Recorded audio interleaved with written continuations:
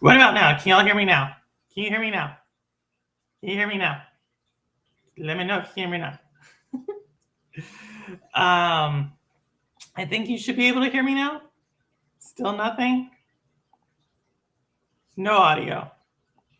Oh my goodness. 1 second. 1 second. 1 second.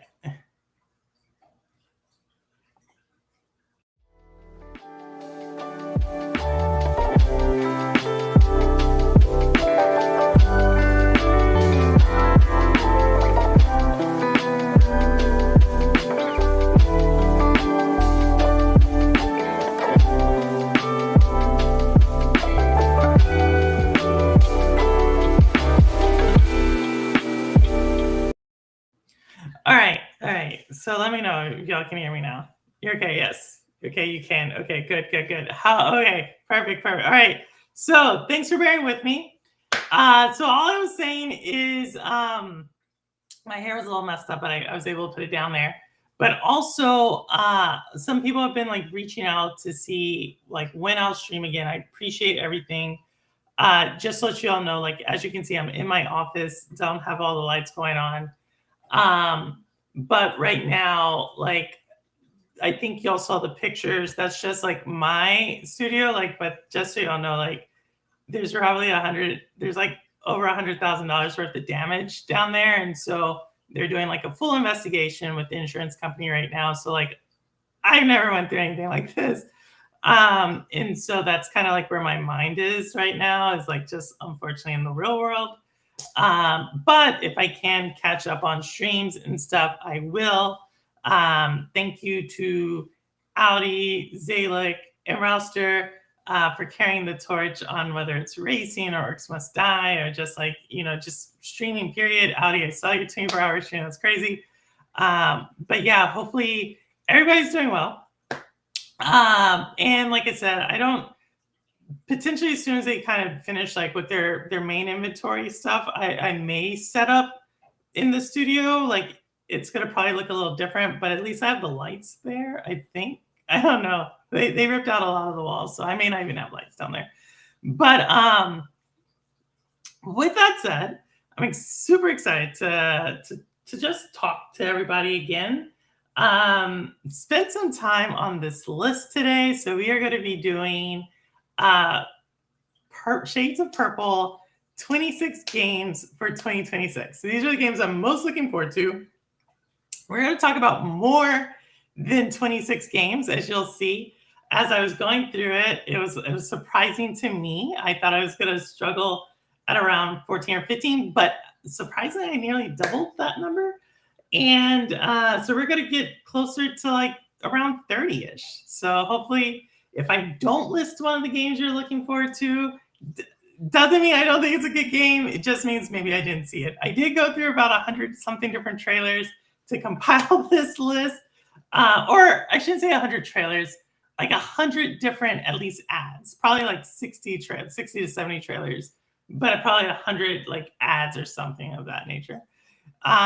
So hopefully there's some stuff in here you may have forgot about, or you maybe didn't know existed.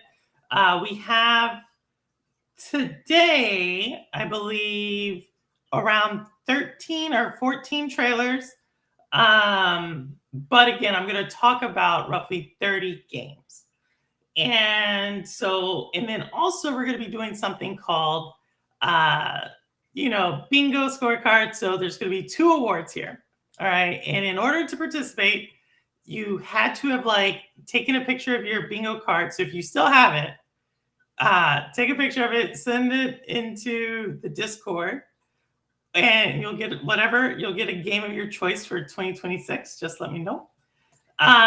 Or you can try to do the other one, which is try to get blackout. Like you try to like black it out, right?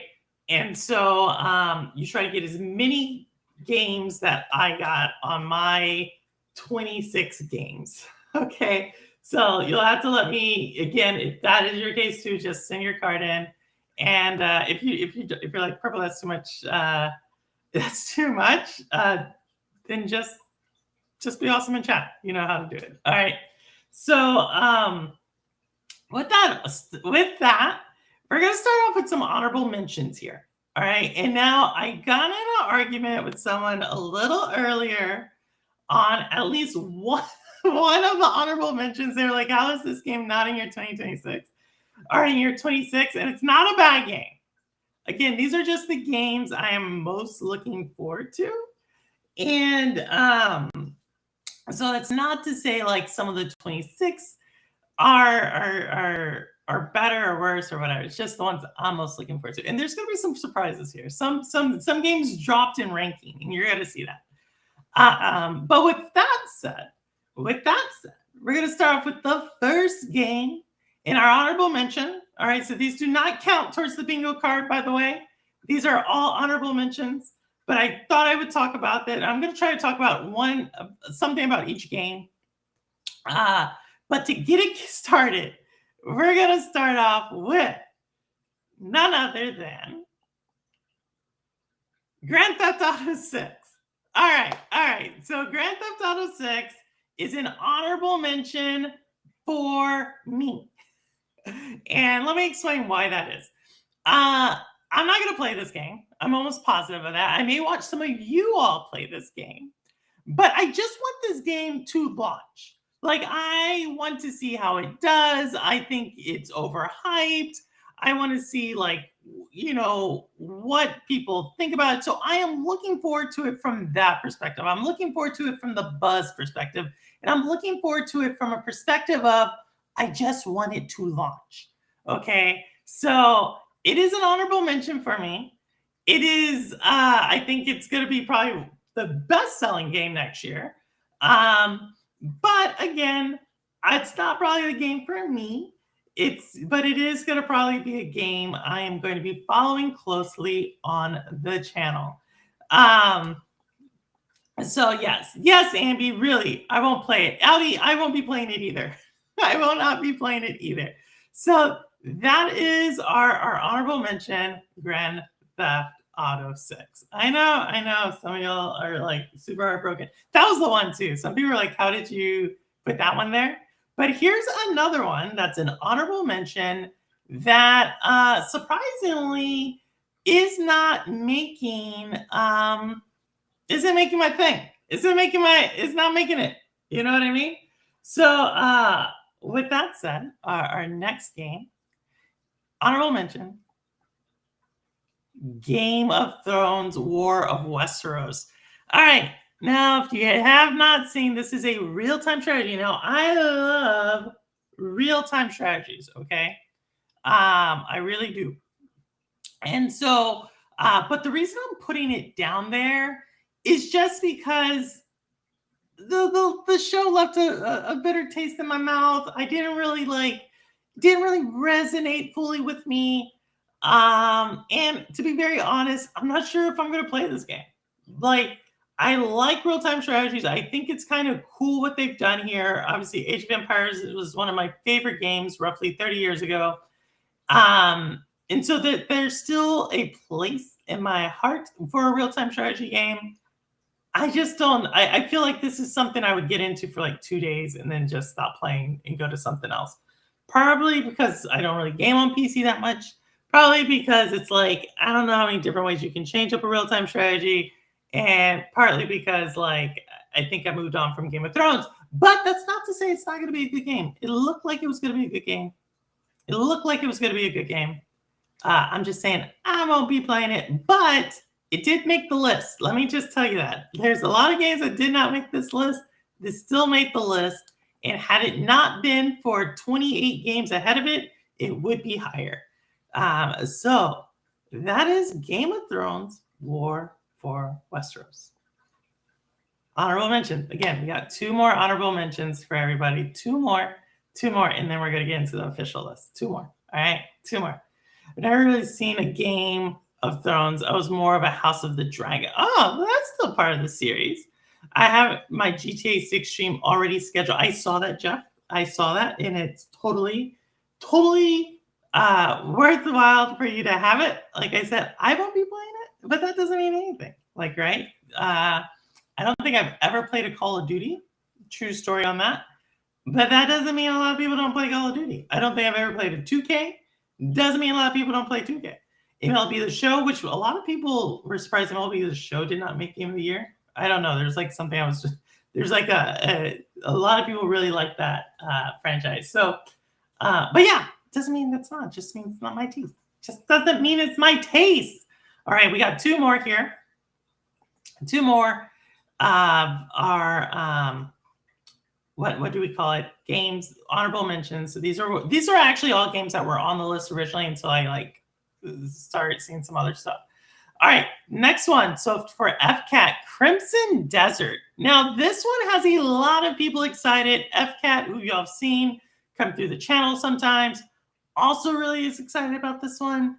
I saw it. It just didn't grab me, but it does look kind of cool. So if you are into like, oh my goodness, what was that Game of the Year nominee? That had about the knights. I can't think of it. Oh my goodness, it's escaping me right now. But this one is obvious. It's like you're a Viking. You're going around. It looks like it has a decent story. It looks interesting. I'm not going to say this looks like a bad. None of these games are bad games, by the way. None of these games are bad games.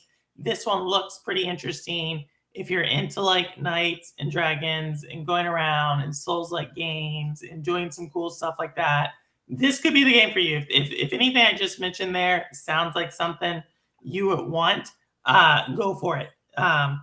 So Zalik, I think you would like it. From your kind of games, and I say that because you avowed, like I remember your avowed gameplays, and I remember a couple of your other gameplays. I think you could like it. I think it is, and so that's partly why I'm putting these here, is for people to be like, oh yeah, that one's coming out. Again, these are not bad games. None of these are bad games. These are just honorable mention. They did not make the 26, but they are obviously games that I thought I should showcase anyway. So Crimson spoken to. Oh no, Marcus G. Knight. Why would you say that? Why would you say that? I don't know about that. But maybe. I don't know. But it does have its followers. People do like it. My top 13. Jeff, that's pretty high. That's pretty solid. We're going to get to my 13 here in a second. So that's Crimson Desert. These are mine again. But I'm glad some of y'all are liking this one. Because that's what it gets boring if we all have the same exact list. I'm just telling you my list. So Crimson Desert. And then not too far behind, the last of the honorable mentions is No Rest for the Wicked. Some people would say this is already out. It is out in early access. It is not officially launched yet. It does go on consoles this year coming up. Again, this is a game 3 years ago that was on my number one. All right, so let me say that again. This game at one time was my number one most look forward to game. I think the more it's come out, the more we've seen about it, the more I'm kind of like still interested in it. So I probably will still pick the. Well, I have it on PC. I'll probably pick it up on console though before it's all said and done.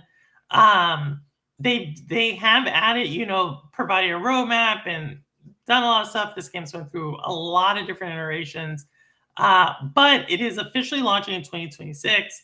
And I'm excited for it. I know this has a pretty loyal following. Moon Studios did Ori.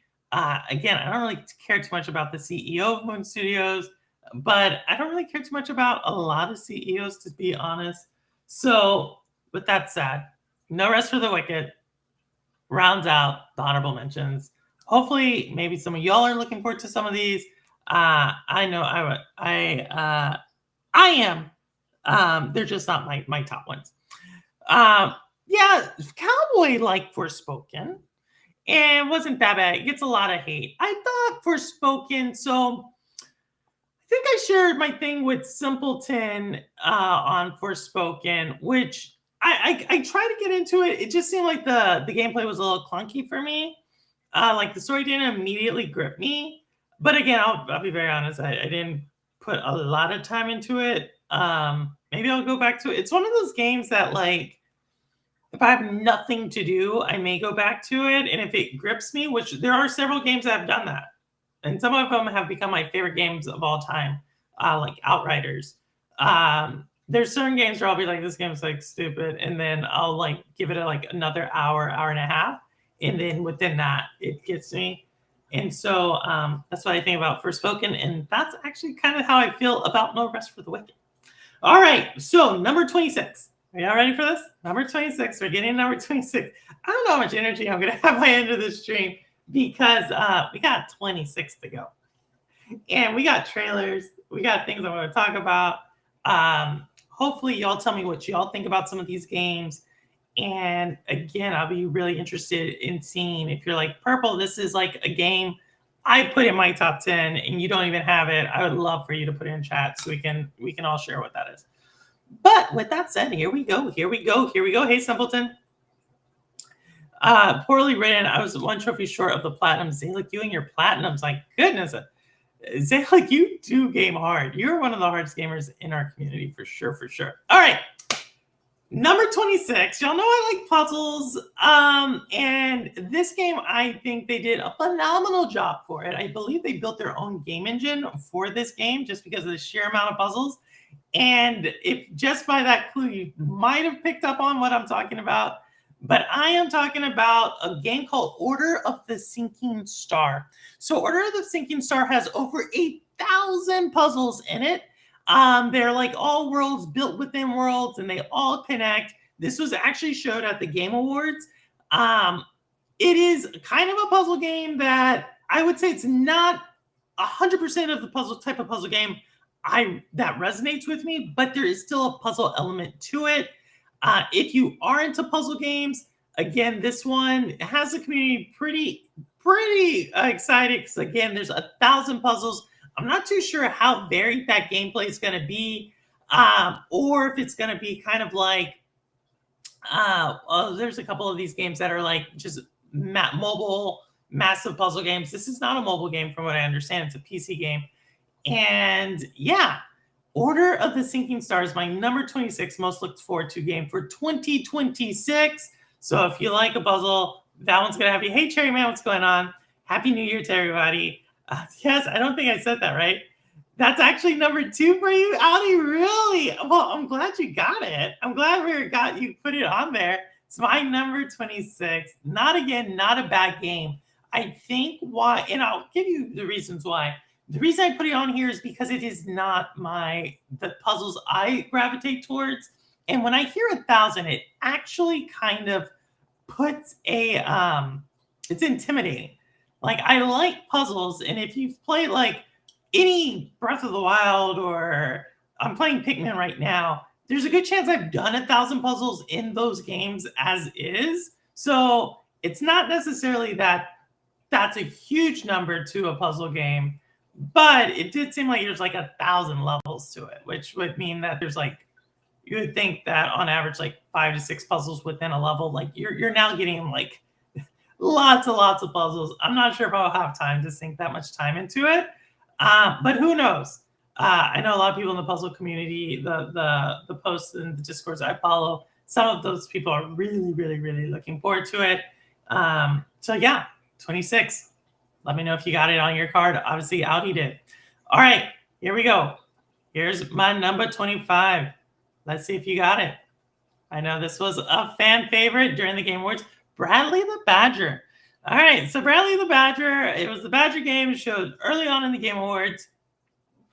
Again, I thought it was cute. It's not higher up on my list just because it's not. There's other games I thought that I was more looking forward to. But again, I feel like this is in the same category that I put Grand Theft Auto 6 in. I'm really curious who's going to be playing it, what type of reception it's going to have. Is this like the start of a new type of IP? I'm really excited to see that from this game. It really kind of harkens back, in my opinion, to games that came out like 25 years ago. So yeah, I'm more or less interested in the reception of it. It might get, if I see it on sale, I have time, and some of y'all have played it and you're like, yeah, it's a pretty good game, I may give it a shot. But right off the top of my This one is one that I'm going to be following regardless. Just not sure if it's good. Like, if there's another game in my top 10 who launches around it, most likely this is going to play second fiddle to it. But again, if nothing's around, I see it out there, I'm going to probably give it a shot. But let me know what y'all thought of it. I know a couple of y'all liked it. But for me, again, it's in my top 26. So that sells you. It's a top 26 one for me. Yeah. So, yep. Yes, this one's exactly. So hopefully, no, not on mine, not on yours. So yeah, hopefully some of y'all, it rings some bells on this one. So I'm glad it did for some of y'all. But all right. Now here's another one that for some people, this was higher on their list. I know Crazy Louie had some people who were really excited about this game. I know when this game originally launched its trailer, a lot of people are really excited about it. I'm not gonna lie, I'm actually looking forward to the story on this one. It reminds me of like when I watched some of y'all play Indiana Jones, where I was like, okay, this is a game I would rather let someone else play. I think this one falls in that category, but it could change depending on how much I see people gravitating towards it. And that is none other than 007 First Light. All right, so 007 is my number 24 game for 2026. IO Interactive is doing this one. It makes a lot of sense for me for that studio to do it. If you did not know, IO Interactive is a publisher, right? As well as a studio. IO Interactive, they're also the same people who do the Hitman series. So for them to get this IP and to have it, I don't even know for sure, but I feel like this will be voiced by Troy Baker. I don't know why. He seems to be voice acting every single video game character. But yeah, I'm really curious about the story for this. Where are they going with it? Does this like take us back to like the GoldenEye 007 N64, like where it becomes an event, a moment within the gaming community? Yeah, I'm excited about it just from like that. The story, is it something that resonates with me? What type of 007 are they putting here? As y'all know, Daniel Craig is no longer doing 007. So this is actually the first entry, I believe, in the 007 franchise IP post Daniel Craig. And I'm going to be really interested to see how they wrote 007 in this one. What is the antagonist? Is there a tie-in to like a movie or something else? So yeah, that is number 24. Again, I'm looking forward to it, like I said, to a degree. Play Dark Souls, play God of War, play Batman, play Sorry, my phone. Oh my goodness. No worries, Neos. My number 3. Oh, wow. That's 007's your number 4, Audi? Wow. We're like moving in opposite direction. It's number 3 on my list, even with them pushing the game back to May. Okay, well, that's super cool. 007 seems to have some of the elements of Hitman, so I'm interested. Not a Bond fan, though. Oh, really? I like Bond. I like Bond. I like Young Bond. All right. So there we go. That was what? Number 24. Number 23. This is another one. Now, this one is probably one of 2 games on this list that I was not able to verify for 100% sure that it's coming out in 2026. It might slip, but that doesn't mean anything because there's other games that were verified for 2025 that are now on this list. So, but this game potentially, a lot of indications it is coming out this year. I would be surprised if it does slip, but that is this one. So for you Marvel fans, Wolverine, a lot of detail went into the blood for this. I remember they did the trailer for this not too long ago, and they're talking about all the different blood and stuff. So this is coming from PlayStation exclusive for now, and that is going to be Wolverine. Believe it's Sucker Punch who's doing this game. So I believe Ambi, you're the PlayStation extraordinaire in the chat. But yeah.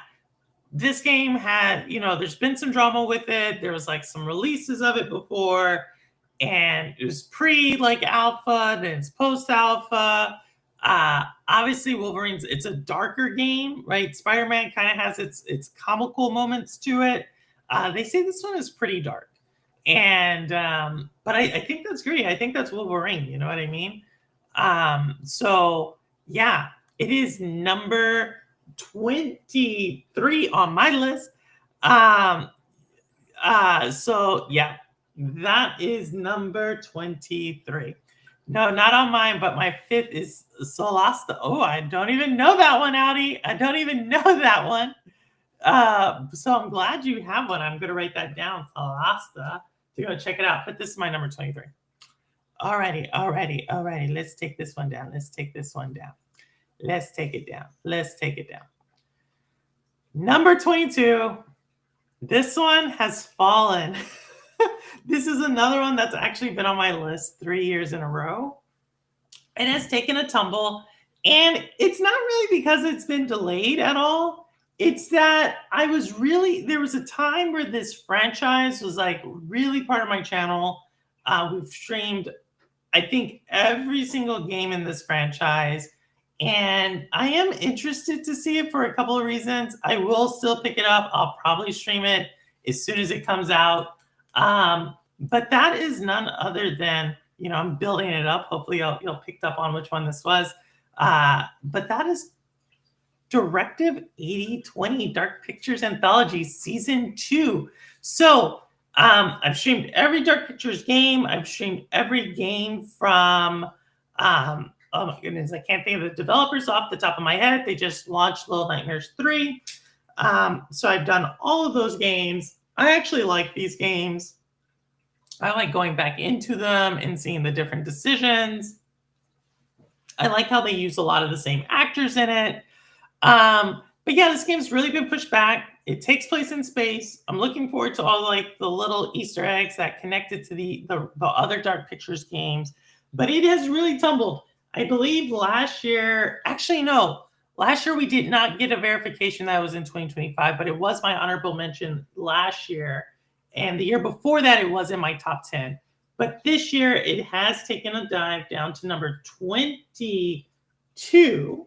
And so, yeah, that is the game. And so, with that said, we're gonna showcase a little bit of it because I have some trailers, so we're gonna give my voice a little chance to rest while we showcase it. All right, here you go.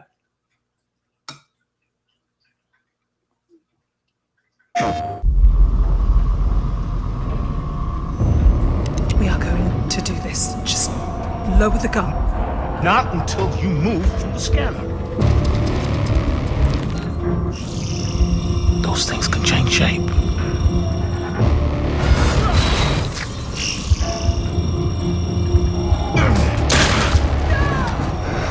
Don't you ever point that thing at me again.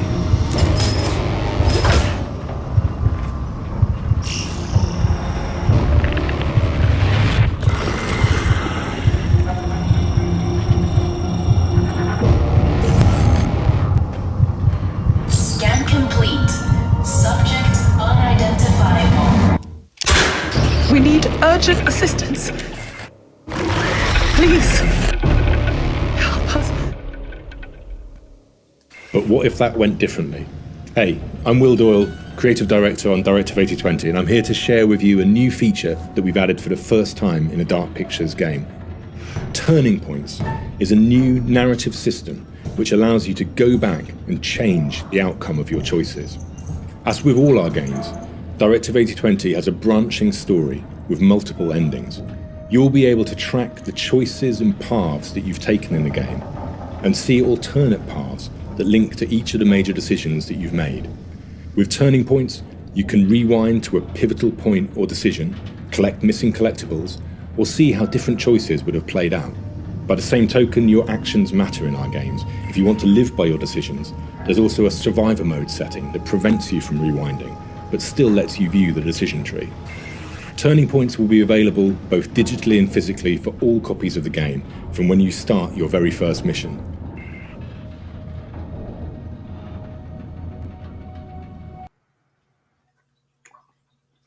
So there you go, Directive 820. I kind of messed that up. I have my notes. I didn't realize the videos I had them already lined up all the way at number 22. So that was number 22, Directive 8020. This game was supposed to launch way back in 2024. It got delayed, or maybe even 2023. It's been delayed a couple of times. But yeah, it's coming out. I've streamed them all. Looking forward to it. And there you go. It's my number 22 game. Hopefully you check that one off. I feel like that would have been an easy one for some people who are just doing the bingo game scorecard. But Directive 8020. All right, this next one also has a trailer. And this is going to be a little curveball because I have not shown this trailer at all on my channel. I don't think I talked about this game at all. I don't think anything, but it's a game that I saw earlier this year. It's always been on my radar. And I think I actually did have it in a show. I just like low fire, someone came on and it just like skipped. I didn't have anybody I just forgot it. And a couple of these trailers are going to be in that category where I just forgot to show them. But this is my number 21. And yeah, I'll explain why I liked it. But here we go. Number 21.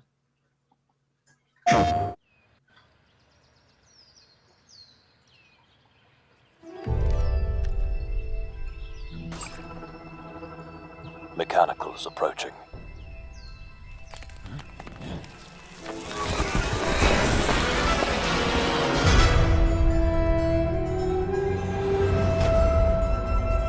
We must now face a stark reality.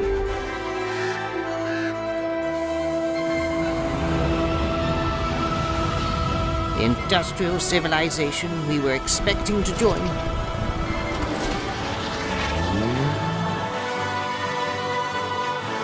is no more.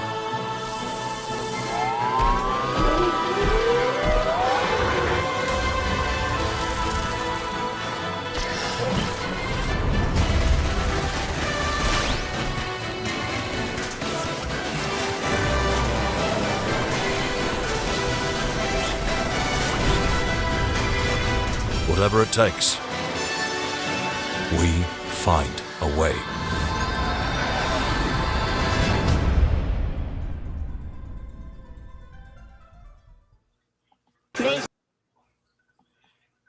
That was Infinitesimal. It's going to come to all platforms outside of Nintendo. I don't think it's coming to Nintendo. It's coming to. I think it is coming to Game Pass. I'm glad, Audi. You're like your bottom, like your top 10 are like around my top, my 25 through 15. So I wonder if it's going to continue throughout. Like as I go lower, you're going to go higher. I wonder if that's going to play out. But yeah, Infinitesimal, you play as like this little alien in giant world. So think of something like Pikmin or. There's a like not Enshroud. There's another game that does that a little bit. But yeah, Infinitesimal, it is my number 21, and it's like a third-person shooter. And I think I just smeared my lipstick. But yeah, so it is going to be there. And third-person shooter, you're little, you're running around, you're doing stuff. It seems to have an interesting story. And so yeah. So I'm kind of excited about that. And yeah, it's my number 21 game. Not sure if it's going to be day and date buy for me. I think I'm going to watch some other people play first. But it is something that I saw like, oh, that looks kind of cool. And so that is my number 21. All right, here we go. Number 20. Now, this is where it starts getting a little, for me, 20 through 10, these are all good games. Like there's a time like 20 was lower. Other games were higher, and then I did research and blah, blah, blah. But this one, all these games now are like, these are all pretty good. This surprised me how solid, deep the quality of games are, or at least games I like coming out next year are. So number 20 is a game that I really do like this studio a lot. I've streamed a couple of their games already. And yeah, a lot of y'all also like this franchise, so I am glad that I'll be able to showcase it. And that is number 20, Control Resonant. Yes, Control. So I saw this trailer at the Game Awards or maybe it was a show before the Game Awards. I don't know. But the reason I really liked it is because Control always felt like I had issues with the controller, like controlling the player. I know a lot of people like the story. It's kind of the same thing I feel like with Alan Wake. They're all Sam Raimi games, but I feel like they've gotten better with each iteration. And with this most recent Control, the trailer really resonated with me quite a bit. And it potentially is going to be that game that really makes me go into it and want to play like everything from Sam Raimi. It just seems like it has that potential. So yes, I'm really looking forward to it. I want to see, hopefully y'all like it too. Hightail, Proper's Place, what's going on? I have not talked about Hightail yet. But I will look out. Control freaked you out. Actually, that's my number 20 as well. Oh, great. I'm glad we got 20 and 20. So yes, Clever. It seems like on the stage, I know Proper's Place, it was on Stadia. Yes, it was. But it's my number 20 most look forward to game for 2026. Which again, that doesn't mean it's bad or anything. It just means that the other games I'm just a little bit more excited for. But this is my number 20 game for 2026. It will be something I will be following again as soon as it comes out. All these games I'll be following when they come out, by the way. But this one for sure did resonate with me.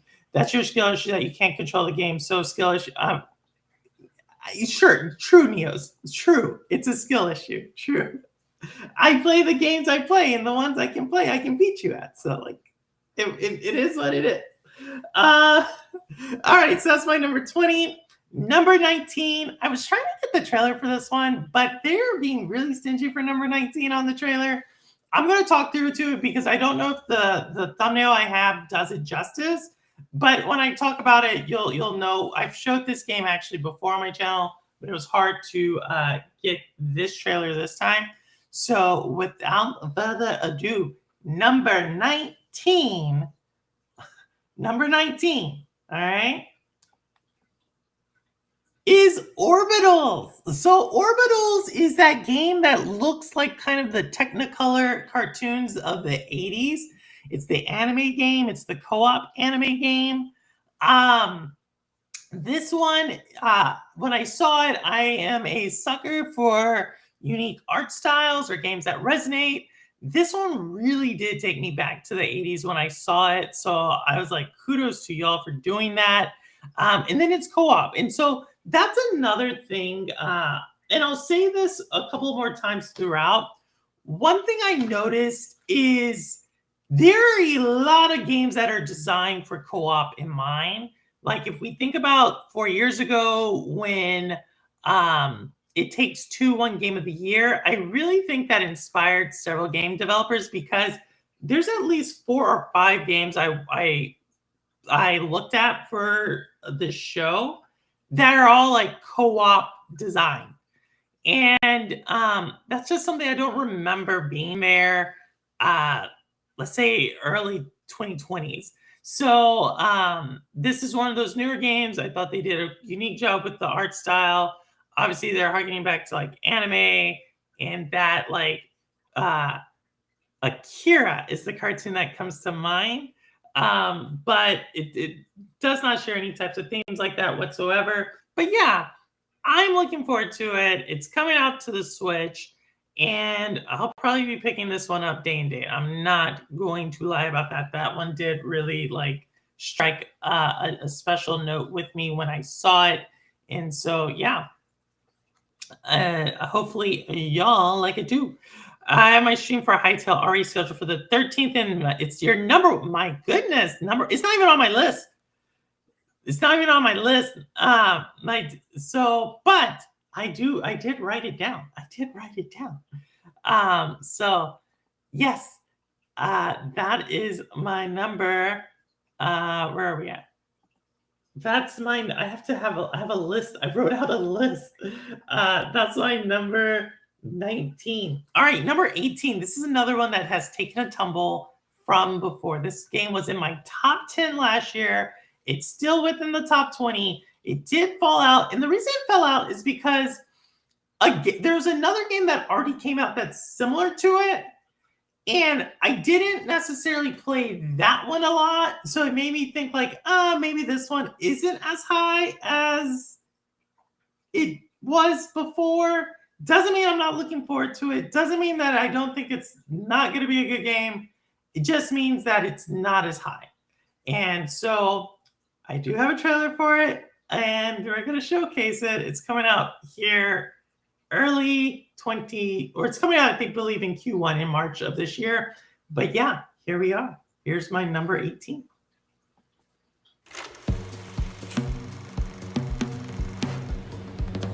Eight digits, 8 shots. Could crack a safe, could mark a date. Only one way to know. Find the numbers before they find me.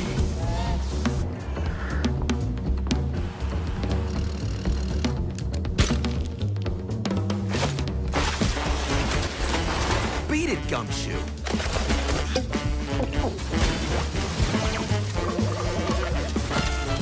I'm out here building a future.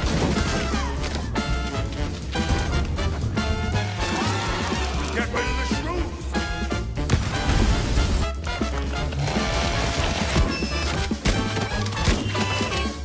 Well, well. Guess that just made my day.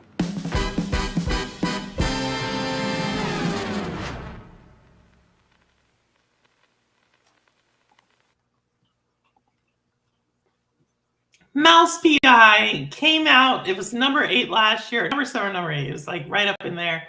Joe got that game. I did like some random bet, and Joe ended up getting it. But yeah, Mouse PI.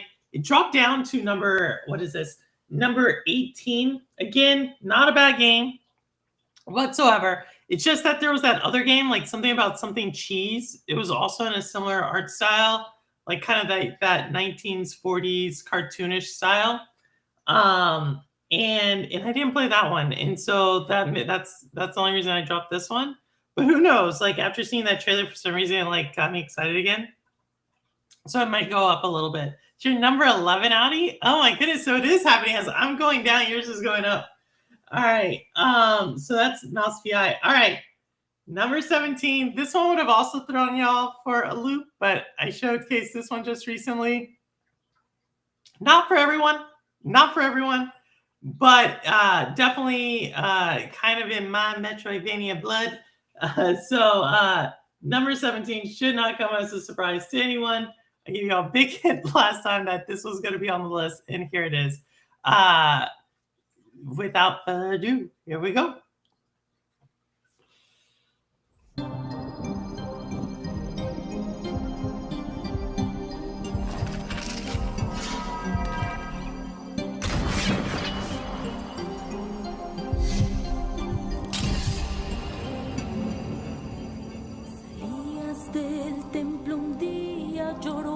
Cuando al pasar yo te vi, salías del templo un día, llorona, cuando al pasar yo te vi.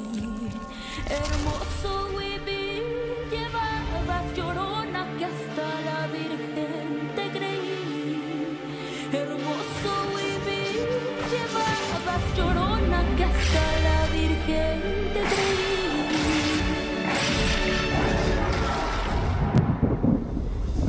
Ay de mi llorona, llorona, llorona, alma doliente. Ay de mi llorona, llorona, llorona.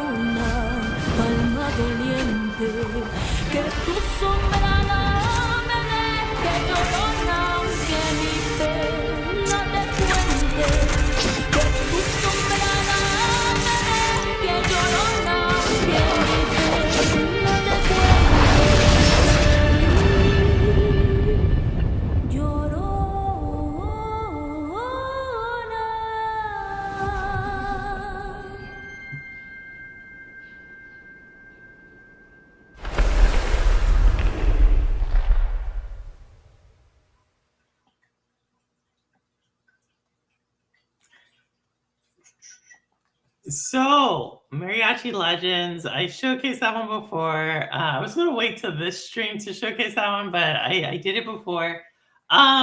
So recently I've been like playing another Metroidvania. It's surprising I never heard of this one, but it is really gripped me like earlier, like maybe 2 weeks ago before the great floods at the Purple Haze Basement happened. And I'll probably go back to it, or right as I'm at the end of Pikmin, I'll probably go back to it. And that is 9 Years of Shadows. That's a different Metroidvania, totally different. Came out a few years ago, but that really made me realize how much I like Metroidvanias. And again, that game isn't like super flashy art style or anything. And so when I saw this game, and I saw this one like around the same time I started playing that one, I was like, yes, like this one looks even better than 9 Years of Shadows in a weird way, even though I think 9 Years of Shadows is pretty good. But yeah, this one, I'm going to be really looking forward to it. It seems like this small studio team, they've already come out with the game before, and they're putting this one out. And yeah, I don't know. Actually, I believe they did do 9 Years of Shadows. If I'm not mistaken, the same group who did Mariachi Legends did 9 Years of Shadows. And so they've learned some things. They've added some stuff. Obviously, looking just from that, the animation's a little bit different. So I'm excited about it. I'm always excited to see like evolution of a studio as they get bigger and better and they learn their craft a little bit better. So yes, that is Mariachi Legends. It's coming in at number 17. Number 17, Mariachi Legends. I have 9 Years of Shadows. I played quite a bit of it, but didn't finish it. Yeah, I'm actually struggling. I'm at a boss right now, and yeah, I've got it. Like, I put in a solid amount of time in the first like 4 or 5 days I was playing it, and it's gripped me. And so it's the same people who did that one, 9 Years of Shadows, are doing this one. And so that's why I was like, well, if they were able to get me with that in their opening act, I'm pretty sure this one, they've learned more. They're a little bit more comfortable, confident. They probably have a little bit more funding. I'm going to support them. It will be a day and date buy for me, 100%. Yeah, I don't know. I don't know what I can do.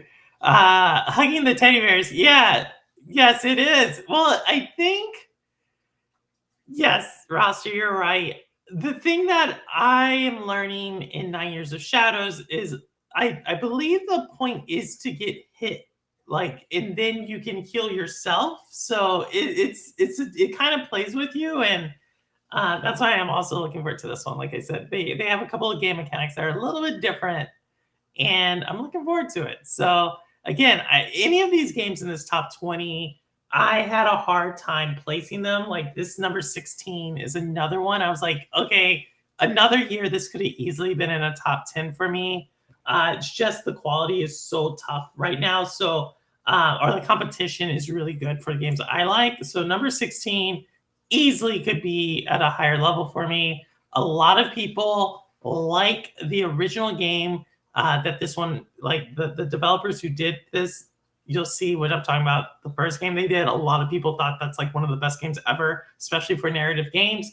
And so, yeah, here it is, number 16. And I do have a trailer for this. So here you go, number 16. Hopefully some of y'all are going to be excited for this one. I once knew a spy. Brilliant, relentless, magnetic.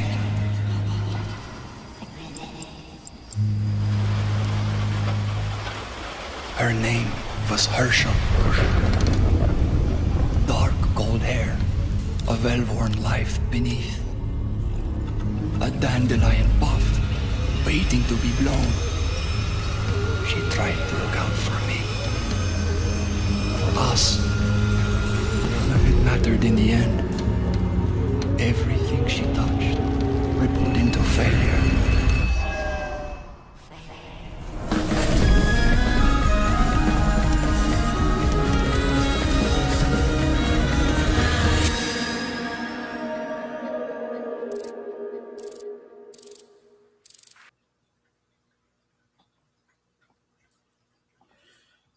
So that's Zoo Parades for Fake Radicals. Same developers. I don't think it's the original writer, but same developers who did Disco Elysium, which is on sale right now, by the way. I just saw it 70% off on Nintendo Switch. But yes, same people who did that one are doing this one. And so if you're like that type who loves to like pick your adventure and your own story and everything, this one's for you. I have a soft spot for the art style for these games. Disco Elysium, I had it on Stadia. I was super excited to get on Stadia. Squids and I had like this thing. Like I bought it on Stadia, and Squids was like, "Oh, I'll get it tomorrow," and it never went back on sale. And so I always would tease them about that. And so it's super cool to see that they're putting this one together. It's from, again, some of the same alumni who did Disco Elysium. But this is Zoo Parades for Fake Radicals, which again seems like they're going to be doing like a lot of like political commentary, social political commentary, which I eat up 100%. And yeah, it's coming out in 2026, so we'll see if it lives up to the Disco Elysium hype. I know a couple of you all in chat really are into Disco Elysium, so we'll see if this one lives up to that. All right. So the next one I do not have a trailer for. I wish I did though, because this next one looks pretty cool. Like I said, all these games, in my opinion, are all really good. This is number 15 on my list. And yeah, so we only have a thumbnail. This is one that I showed one time, but I didn't really come back to it. So this may have missed. You may have not seen this one. But that is a game called Armatus. And Armatus, a lot of people say this looks like Returnal. I think it looks like Outriders mixed in with a little bit of Remnant. But it is super cool. If you get a chance, go look at this trailer. It's a third-person shooter. It's third-person action-adventure shooter. It definitely has, in my opinion, a very like Outriders, Warframe. It's like the art style is pretty interesting to me. And it probably, again, will be a day-and-date buy. I'm hoping it's co-op. It seems like it should be co-op. But regardless, from what I saw, I was excited about it. It came out I think I showcased it like a month ago. So, but yeah, if you're into third-person shooters, you're into those action kind of games, as I am, definitely go give this one a shot. Go look it up. It looks super fun. And it is definitely one that would have been higher had it not been for the other 14 games on this list. And so all I can really say on that one, like, I wish I could have got the trailer. I couldn't get it, but it is what it is. And that is Armatus. And yeah, it's kind of like the halfway mark for my list. So go look it up if you get a chance. No, I'm joking. All right, this next one should come as no surprise to anybody who knows the type of games I like. A couple of y'all will also probably be getting this and grinding the hell out of it. But this is my number 14 game. I'm more than excited about this for numerous reasons I'll explain to you after the trailer. Yes, we got a trailer, another trailer coming up. All right, here we go.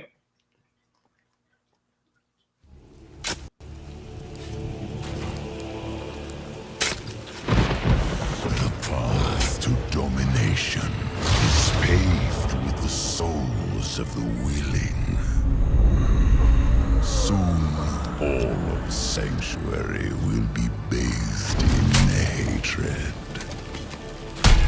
and none shall escape the flood.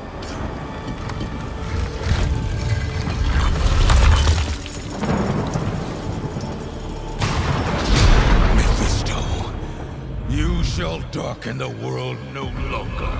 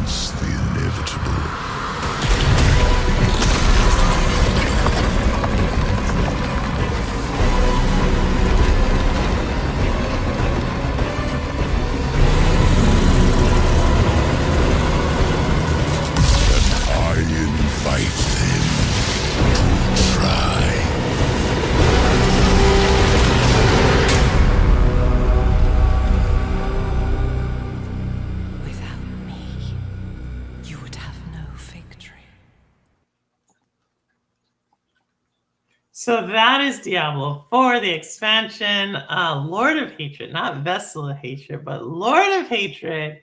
I see you out there, Audi, with you and your Path of Exiles. I'm a huge Diablo. As y'all know, I always say this. I played the story, and I'm a sucker for the story. But what I'm really excited about is I'm hoping that this comes to Switch. Now, I have it on PlayStation. I have it on Xbox. Both of which are actually not doing too well. In my house, if y'all didn't know, like I said, those were actually in the game room that got flooded. And so I don't know. We'll see how that turns out. But I'm hoping it comes to Switch because Switch has Diablo 2 and Diablo 3. And I would love to have Diablo 4 on there. And yeah, like I just want it on there. But if not, maybe I'll get it on PlayStation and run it back with Rouster. But yeah, I'm still playing through the last expansion. Really proper place. Really like it. The last one, I liked it. That was the Amazon chick. And yeah, I like. And then Wit. I know I was playing with Wit at one time. She's in chat. But yeah, this is a Crow Resin game. It's 100% a Crow Resin game. It's a Rouster Crow Resin game. They grind it for it. They definitely grind it. But it's my number, what is that? Like I have my list here. This is my number 14. And so that should tell you, like my top 13 they're a special group here. Number 13 does not have a trailer because I will get a copyright strike. I'm 100% positive of that. Because the first time I showcased it, I did. So, but just to finish off with Diablo 4 will be like I will not pre-order it yet because I'm hoping that they like last minute announce like it's coming to Switch 2, blah blah blah blah. Which maybe they won't. Maybe they'll do it like after they've like done the entire like all of the Diablo 4 expansions. Maybe they'll come to Switch, but I'll be kind of like annoyed if that happened. But yeah. That's Diablo. I believe it's coming out Q2 of 2026. So that's like that April, May timeframe. Don't quote me on that, but I think it's April, May. And yeah, we'll see. Last time we checked, like Mephisto was going off to somewhere, and we'll see what needs to happen. Number 13 is my number. Better be good. Number 13. I don't know if you're gonna like this one. This is a number 13 for me. But my number 13 is Audi has numbers I don't have either. So my number 13 are Audi has games I don't have. All right, drum roll, because you should give me a hand if I were gonna get copyright strike, but it's coming out pretty soon. And that's Mario Tennis Forever. So as y'all know, I was a really big time tennis player growing up. And Mario Tennis I played on Nintendo 64. But I've been really liking all the Nintendo games recently, and this one kind of has like an entire has like a campaign mode, has a lot of things going on for it. So if anything, this is really just because right now I've been having a ton of fun with the Nintendo games I have, and I'm hoping that they did a really good job on this one. This one, obviously, probably not something I'm going to play all the time, but it is definitely something I will play some of the time, especially with the people who I used to play, mainly my family members, Mario Tennis. Again, like probably what was that, 25 years ago, 26 years ago? And yeah, so Mario Tennis is coming out, I believe it's February. It is my number 13 game, and surprisingly, this is the only Nintendo game, like Nintendo published game that's on the list. But it's the game I'm looking forward to. Again, it was actually lower at one time, but then I decided to raise it up a little bit. That's your 18th, Audi. Oh my goodness, I'm so glad, Audi, you have so many of the ones I have. So, but yeah, that's my number 13. I don't know what to say other than that. Like, I've been pleasantly surprised with Mario Kart World, and I think if Nintendo can carry that same like kind of ability to make something fun that I didn't think I was going to have fun with, yeah, Mario Tennis will be another game where I spend probably 100 to 200 hours in 2026 playing. We'll see. We'll see. More to come on that. But yeah, that's coming out in a few months or next month. Oh my goodness, it's January 1st. It's coming out next month. And yeah, it's number 13 on my list. All right, number 12, another one we don't have a trailer for. But this one, y'all know I have this like love-hate relationship with this franchise, okay? Like when I first started talking about this franchise, people were like, Purple, you're a hater. And I played the game. And I thought the game was decent. Like I could understand why people liked the game. They liked the franchise. But I'm not gonna lie, when I saw this last trailer, I was like, okay, this may actually get me in. You know, they're doing some more stuff for it. And so to keep the suspense, some of y'all may have already guessed what my number 12 game is, and it is high. It is high. If y'all know anything, it is high for me to put this game at this level because it would not have been there 3 years ago. It would not have made this high of a list. But I think it looked pretty, and it looked like something I would play. And yeah, and that's none other than Tomb Raider Legacy of Atlantis. All right, so Tomb Raider is coming out with, they're relaunching the whole franchise. It is going to have two of them. One's coming out this year, one's coming out next year in 2027. And again, if you don't remember, Amazon Studios is actually the people who are doing this. I also think Crystal Dynamics has a hand in this. Yeah, that Crystal Dynamics that seems to always be laying off people. But Tomb Raider is launching again. It looks pretty cool. I'm really excited for this reboot. I interviewed Rihanna Pratchett, if y'all can remember. She did the story originally. I don't know if she's involved with this, to be very honest, which kind of makes me sad because I thought she did a really good job with the storytelling before. But yeah. Hey, Web Dave, how are you? I'm like choking here. That's my 19th. That is my number 5.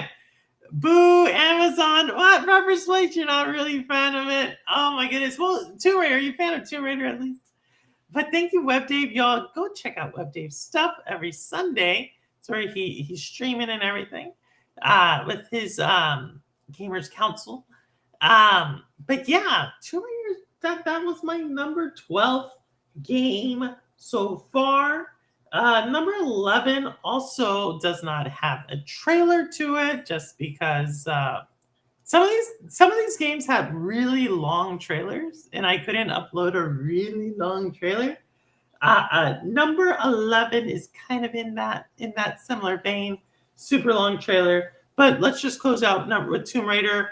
It's a game I'm going to probably get again day and date. I'm not sure I'm going to play it day and date, but it's a game that I will get day and date.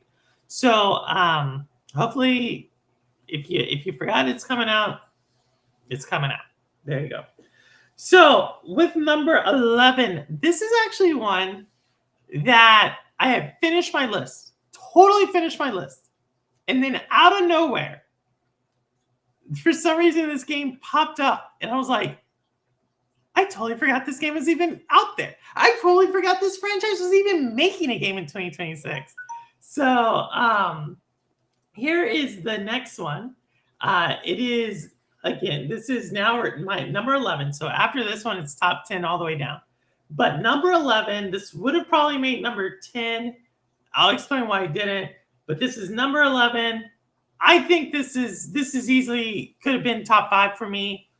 This is really close for all of them. But yeah, this is. Oh wait, no. Number 11 isn't the game I was thinking of. This is number 11. It's still a game I'm really excited about. I don't have a trailer for this one either. But I'll explain to you all which one this is. Coven of the Chicken Foot. So sorry. So let me talk about Coven of the Chicken Foot really quickly. Coven of the Chicken Foot is the game about the grandmother and like the monster. And it's like this, like they showed it at the very beginning of the Game Awards. And what stuck out to me about this game is if y'all have seen the game Hurtling, it came out this year. I showcased it.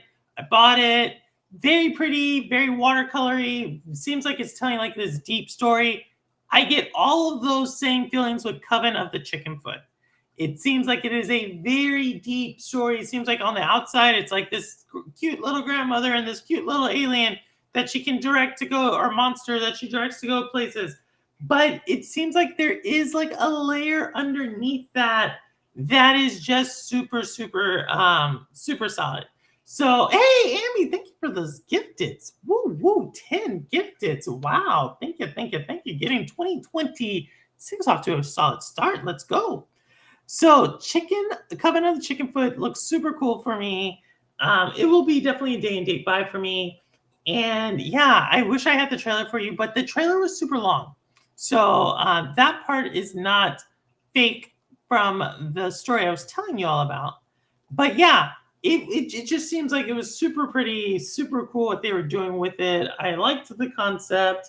And as I get older and as like the older people in my life start to unfortunately no longer be with us, I'm starting to gravitate towards these games that have a lot to do with like the questions of like life and death and things like that. I'm not saying that's what the Chicken of the Coven Foot's about, but it gave me that rise, a simple story type of feeling. Old Man, I forget, I think that's the name of the game, Old Man game. Like those games that really make you like kind of reflect on your own like life. Spiritfarer. There's all these games that like over the last few years that I've found and I find myself like reflecting on quite a bit.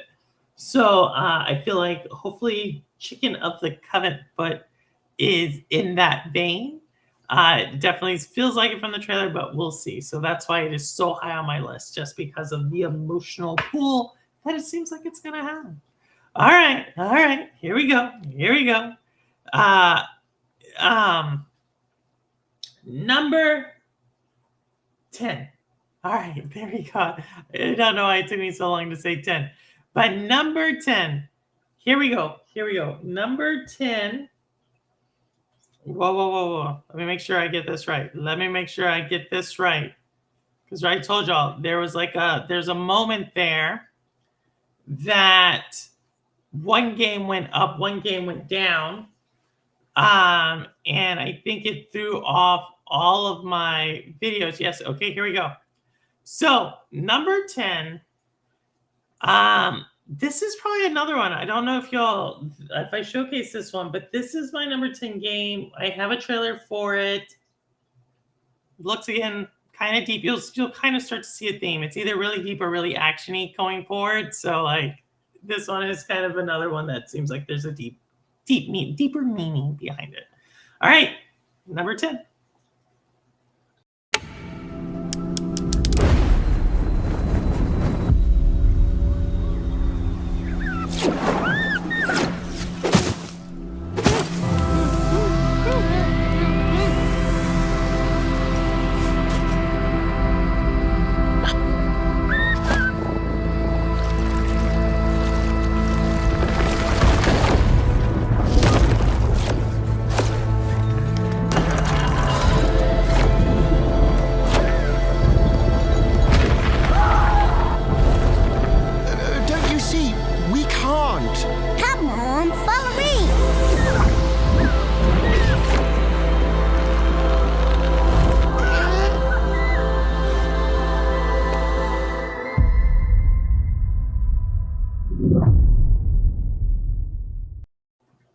That is Out of Words. So Out of Words is also coming to Switch. I do want to say that. I saw it on the Nintendo store. Out of Words, though, and it's this stop motion claymation. So the Midnight Walk, they also did stop motion. But again, this co-op game feeling where it seems it's designed for two people to play. So similar to Orbitals that I had earlier up on the list. When it comes to like artsy games and you're telling a deep story and I get to play with someone else, I am super into that. Like, so I don't know, I guess I'm going to start calling these like couples games. Like really, like a lot of my friends are always like, what game should I play with their spouse? And this is one of them. I think it's going to have a pretty deep story there as well. And I think it's going to be easy enough to pick up, but hard enough as you get through. It already seemed like it took a little bit of coordination in that one. So yeah, I'm excited to see how this one does. Probably we can thank It Takes Two for motivating some of these developers to go this route. And then the art style, again, it's just kind of like the icing on the cake. But that is my number 10 game, which is Out of Words. I don't know. I keep wanting to say Outer Wilds or Outer Worlds. Like, there's a lot of games that have like that OW like thing going on in the name. So it kind of like gives me a tongue twister a lot. Oh, you saw it? Yeah, I like it. I like it. Proper's Place. But it's not on my list. My 22nd is After Nightfall. Nightfall. Man, I don't have that one. I don't have Kingmaker either, but I'm glad y'all are putting those in there. So definitely keep putting those games that I don't have, because I get to go check those out as well. All right. So that was my number 10. Number 9. Now, number 9 is the game that I was originally thinking was number 11, but it wasn't. I ended up it was number 11 originally when I put it back in the list, but then I dropped it down to number 9, or I moved it up to number 9 because I was like, wait a second. This game I am looking forward to because of the franchise. So I totally forgot about this. I don't have a trailer for it. Let me just make sure. I do not have a trailer because I'm pretty sure I was not able to get it in because this was like an hour ago. I totally remembered this game. Just randomly popped up. And I was like, oh yeah, they did launch that. So if you forgot this game was coming out, I forgot this game was coming out, but that does not mean I'm not excited about it. So without further ado, here we go. There you go. Let's see if y'all got this one.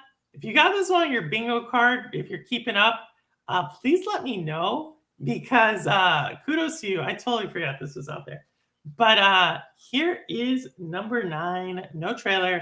It is Resonant, A Plague Tale Legacy. So this is part of the Plague Tale franchise. I'm not sure if this is a prequel or a sequel, but it's got to do with the Plague Tale. It brings us back into that world. Yeah, I like what they've done with that world. I'm actually really hoping that we see a Plague Tale make the jump from video game to like film TV adaptation. I think that would be really cool. I think the story and the world building and what they're trying to do and try to say about authority and about like protection, like it's a kind of dark story, right? And I'm excited to go back into that world. So this is coming from the French developer. Can't think of their name right. No, is this Adobo? Forget who does A Plague Tale. But yeah, I totally forgot it was coming out. I totally forgot that Plague Tale had a game coming out this year. But they do. And I don't think that franchise gets the love it should get. Like, I think they do some solid storytelling there, like world building storytelling. This is number 6 on my next 26, not the top, but the next group. Wow, Jeff, you have 52 games. That's pretty impressive, Jeff. But Jeff gets sponsored. He knows all the games. It's pretty cool for the character Sophia, I think. Okay, there we go. Well, that's number 9 for me. And yeah, so number 8. So yeah, that's number 9. Super excited about it, but we're about to go to number 8. This is going to probably shock some people. This one, I can already feel Asobo Studios. So I did get right. It's Asobo Studios. Thanks for putting that there. Yeah, and I'm going to have to explain this one. All right, I'm going to explain this. Some people are going to think I'm crazy, but these are all top 10. I think these are all great.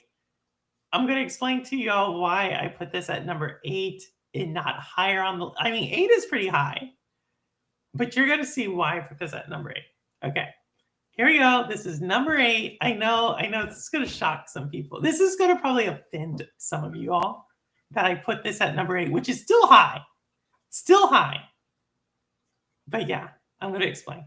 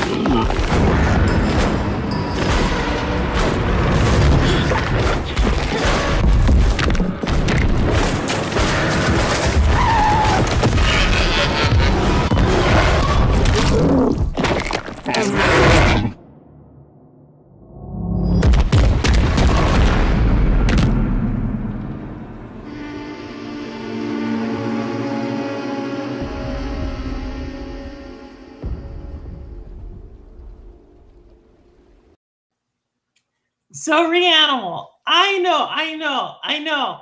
This was number 1 on my 2025 list. It has nothing to do with the fact that it was delayed. I think it was a great thing that they delayed it.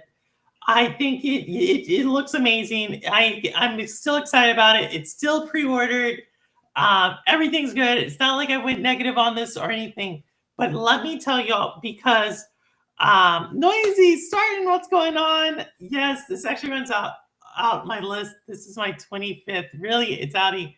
Oh, wow. So this was initially in 2025. This was my most anticipated game of 2025. Reanimal took my number 1 game. Here's why I've put it down a little bit lower on the list this year.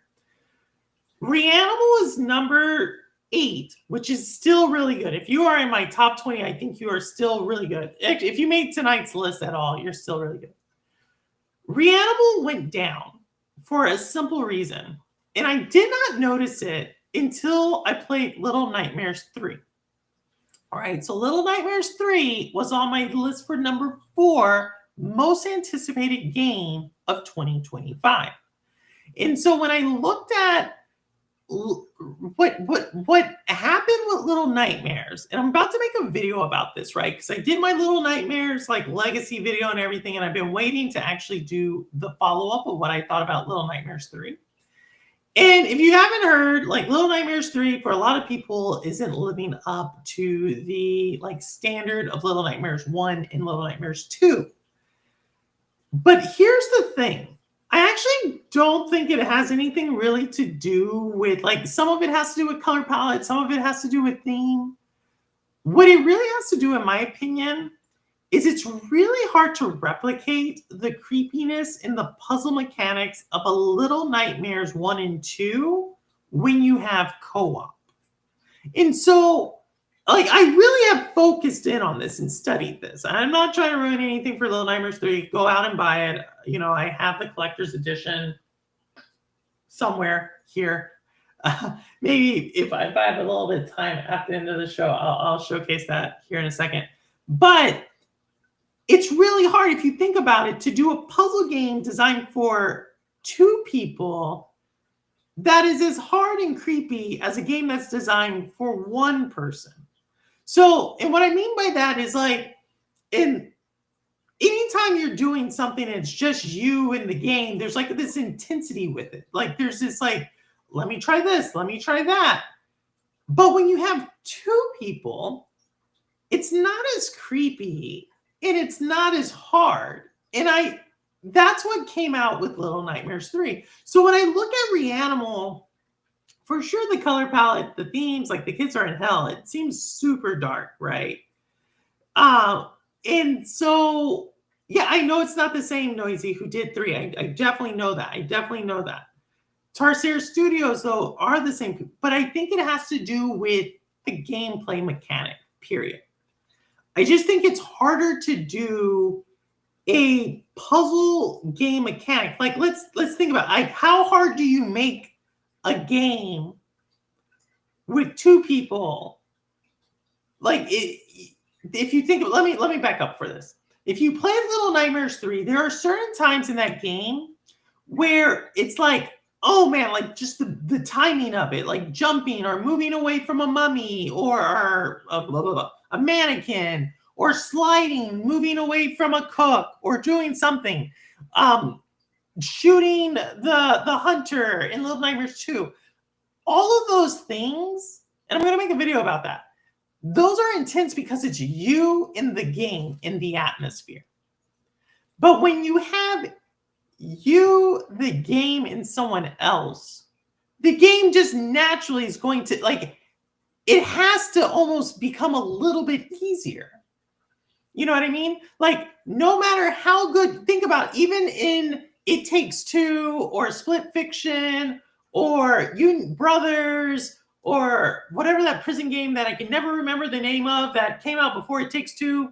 If you think about it, each of those games, like, the mechanic isn't really about timing. Like, sometimes it is, but it's really about you go over here and find something and this person goes over there. But if you make it too much about timing where it's not fun, you're going to end up having, like, people just leave because they're like, I can't get it or I can't do something like that. Like, it's almost like you almost have to dumb down the game.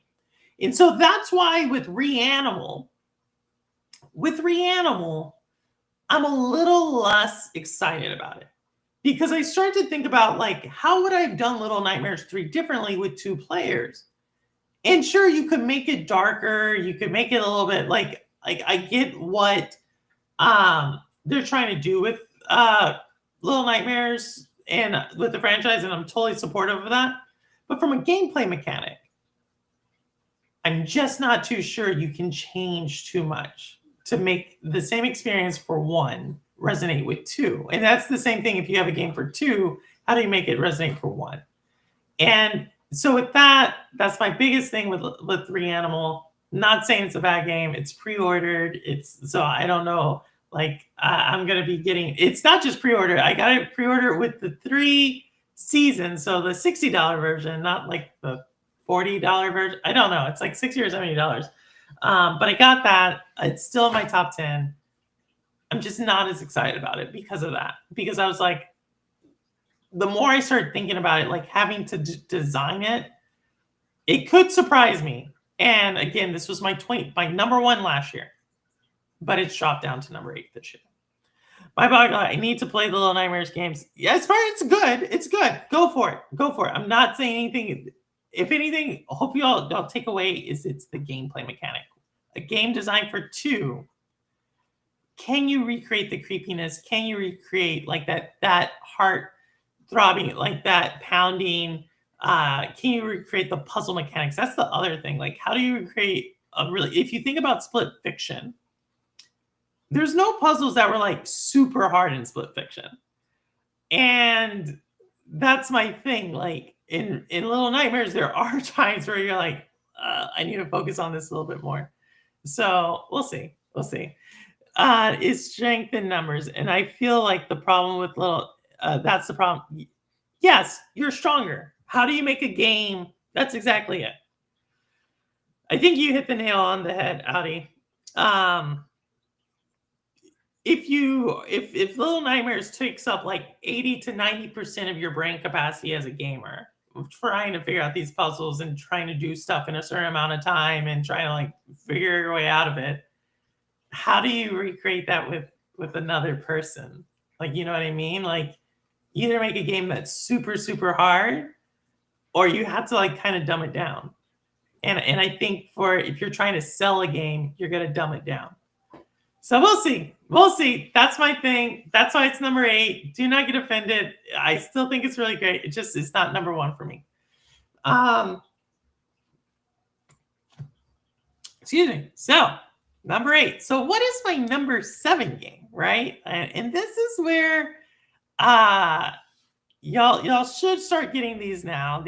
All these games now are games I have talked about a lot. But my number 7 should come no surprise. If you heard me talk about like kind of where I am in life, like a little past that middle age point where you really start to think about mortality, you really start to think about life and death and like the legacy and everything you want to have, this next game really hits that, especially if you're into art. So here it is, my number 7 game. Again, all these games in the top 10 are all pre-ordered if I can, day and date buys for me. But here is number 7.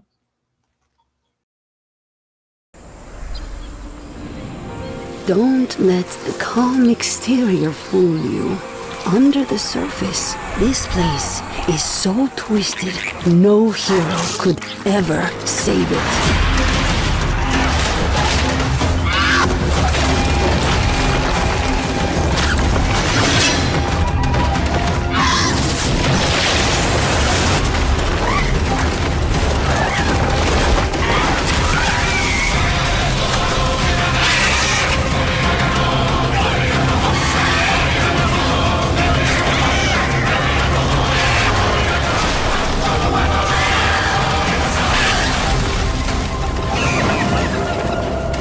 Luckily, Goldman is no hero.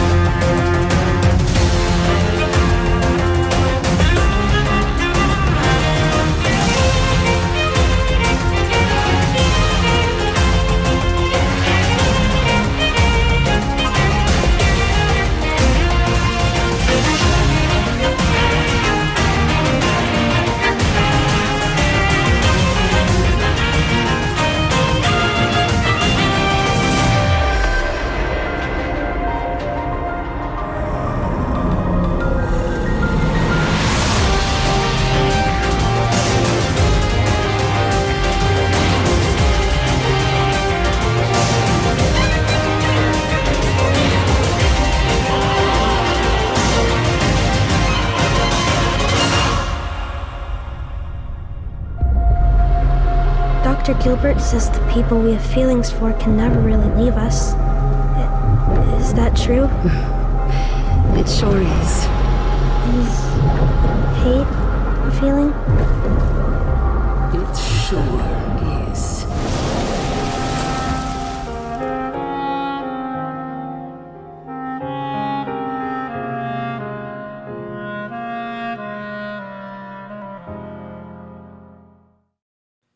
That's The Eternal Life of Goldman. I've been looking forward to this game for 2 years now. Metroidvania obviously has a story going on in the background of it. Hopefully it lives up to it. It seems like it could go either way. So this has the potential to be a disappointing game for me.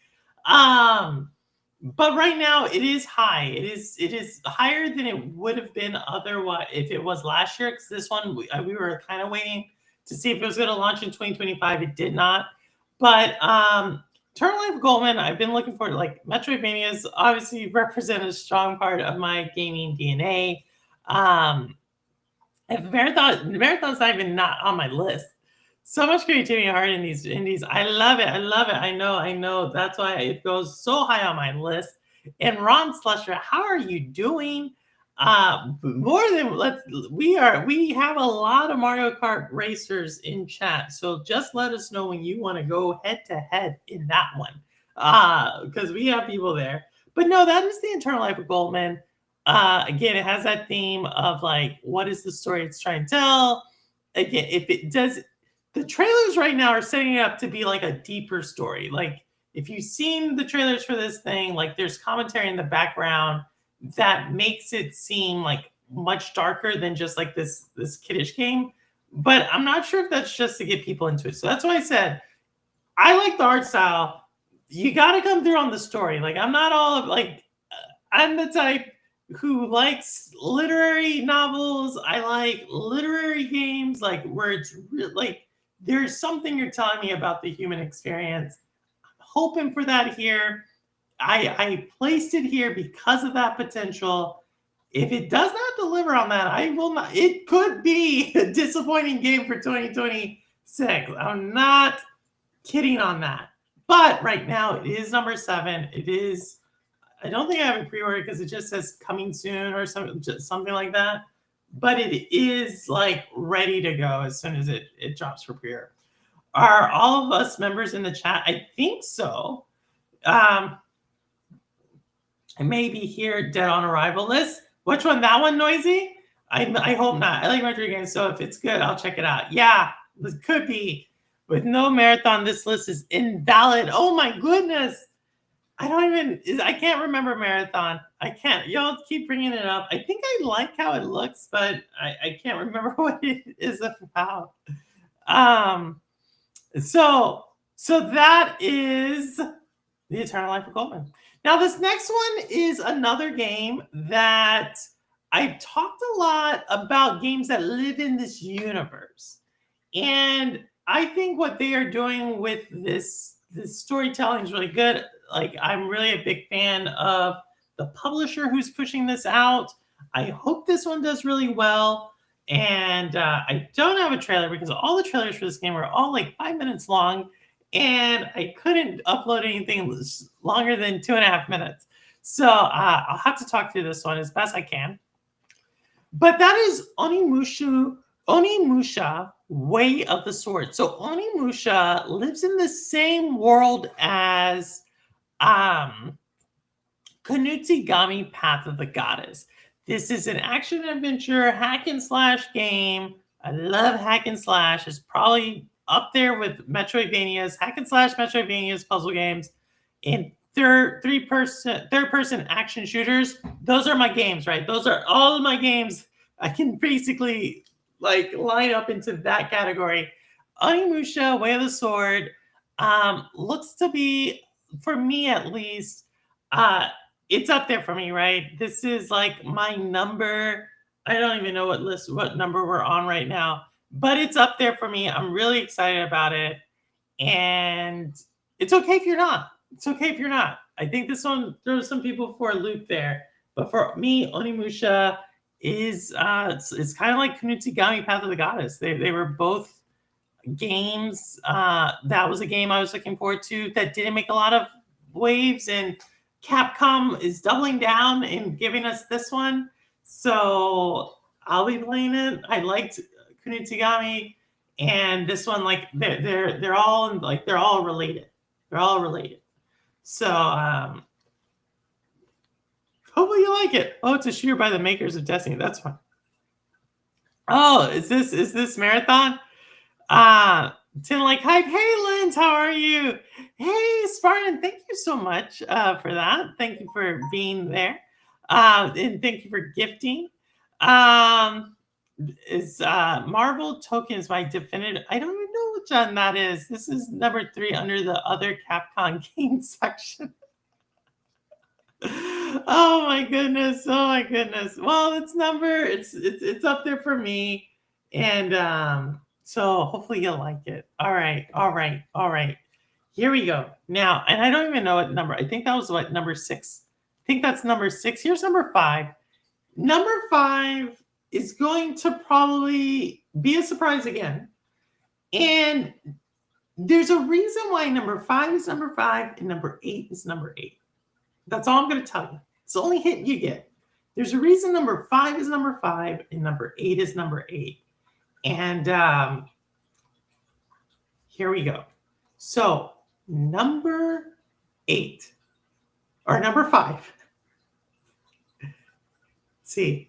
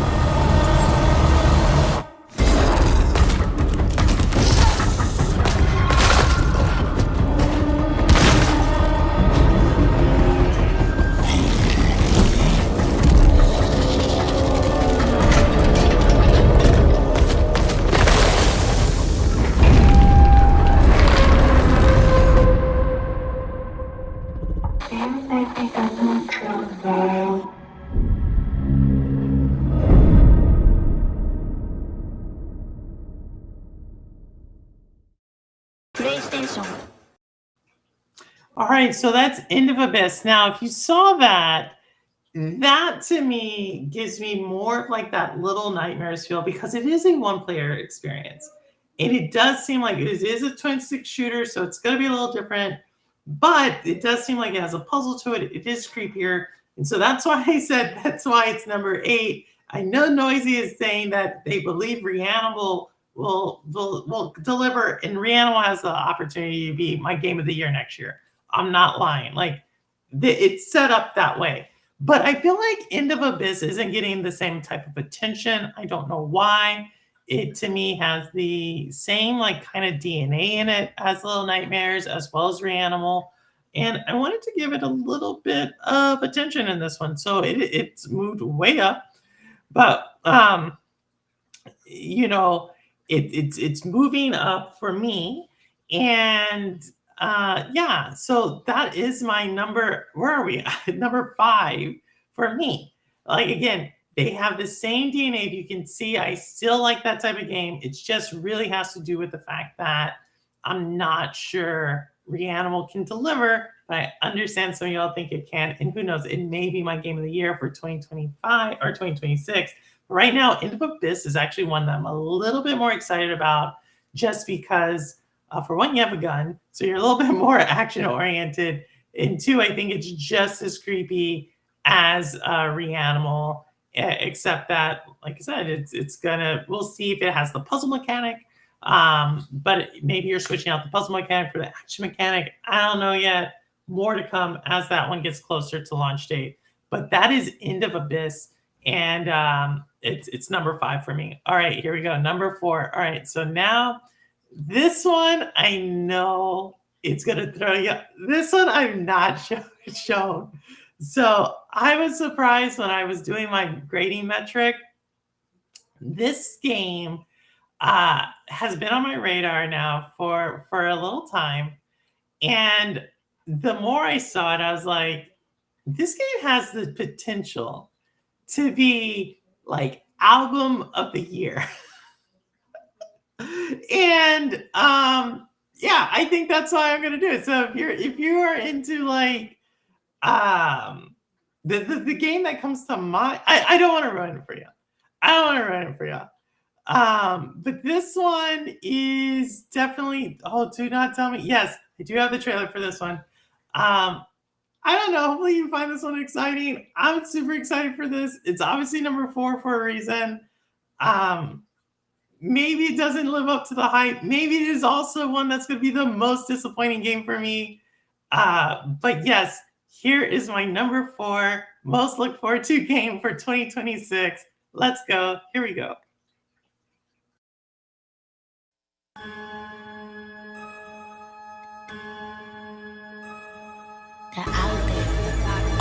Gotta rescue mom. This is what we gotta protect. We cannot choose when people's dreams get snatched up out here. Find Inspector Death, find Rizzo, find Master Kill, find Jill, find Method, find Rico, you find Cabot, find Ghostface Killer.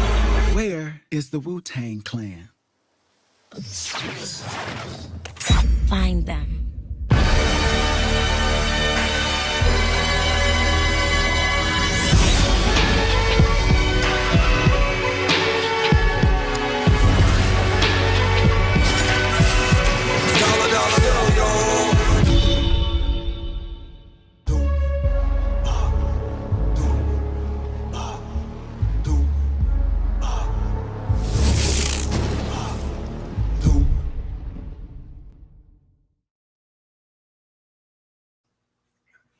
Wu-Tang Rise of the Deceiver. So I told y'all there was 2 games that I was not sure launching this year. One of them was way up there. I forget. This is way up there. I forget. The other one is this one. But I'm fairly certain this one's going to launch later in 2026. It may get pushed back. But I'm so excited about this game. This is like, put it on your wish list. I mean, geez, talk about going back to like the 90s, early 2000s. Like, that's having a moment now. It's still, I feel so old because like I remember like I wasn't like an adult back then. Like I was older. And so for people to be like, oh, the 90s, and now to see a game like this, like in I don't know, it harkens back to oh my goodness. What was that game? It came out a couple of years ago from Xbox. It was with the guitar. I can't remember it. It reminds me of like a mixture of that and Afro Samurai. But you're like going on this journey and you're like finding like the Wu-Tang Clan. And like I can only imagine, like I said, this has the makings to be like album of the year. Just everything about it. And so I'm hoping it delivers. It may not launch in 2025, but hopefully if you were a fan of Wu-Tang, or maybe if you weren't, I'm pretty sure you've heard some of the songs that Wu-Tang did or performed or collaborated on. Some of those names on there you had to have recognized. Maybe you saw like a VH1 documentary on Wu-Tang. Like it is like,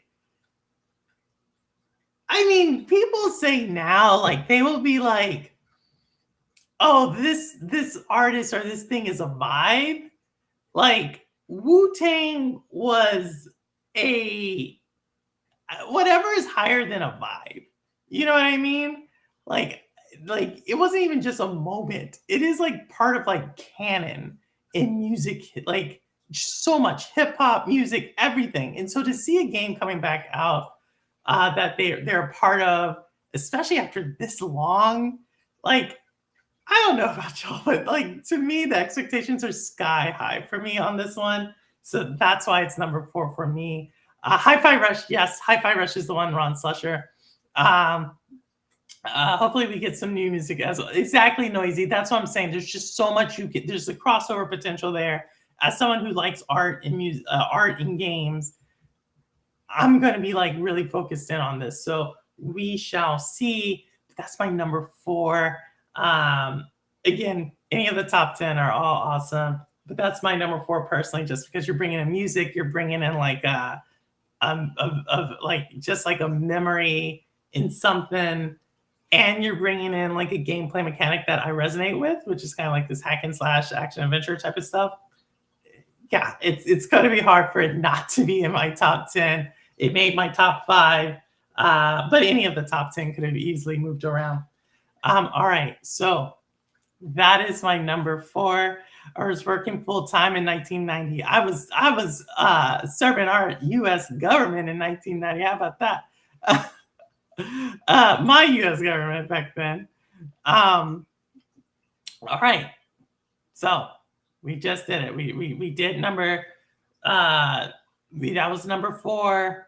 Number 3. Number 3 is another one. I haven't really talked about this much, but it is one of my most look forward to games. When I was reviewing this list with a few people, they're like, "Is that high for you?" And yeah, it is. So this is number 3 for me in my list. All right, here we go.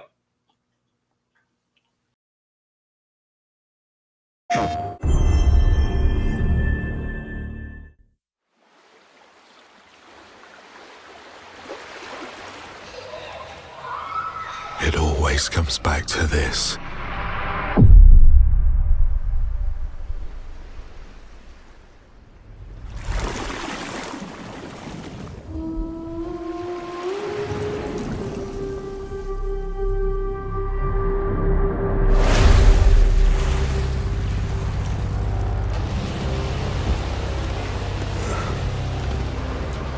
This world, this moment, this choice.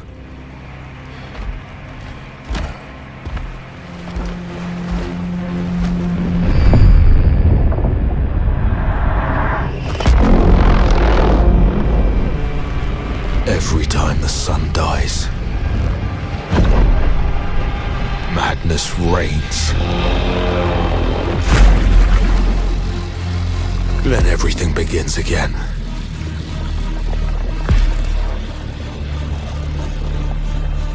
But after every death, I always come back stronger. I know that you are here. and I will find you.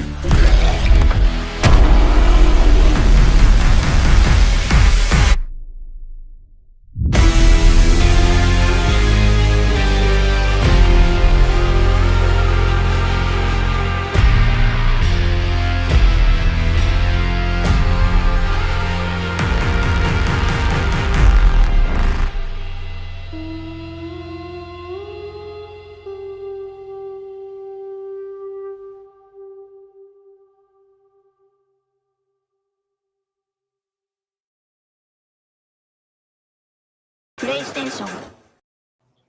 So that is Saros. And they first showed this roughly like 18 months ago. I was slowly intrigued, and over time, it's really gained a lot for me. So if you did not know, like 2025, I didn't really play a lot of AAA games. But this one is one that's coming out for PlayStation in March. Probably will come out to PC eventually. And yeah, I am excited about it. When I first saw it, it kind of reminded me of Outriders. So I mentioned that at the top, that Outriders is probably one of my favorite games of all time. And so that third-person shooter with abilities, going at it, like shooting up things, like that is one of my top 3 favorite genres.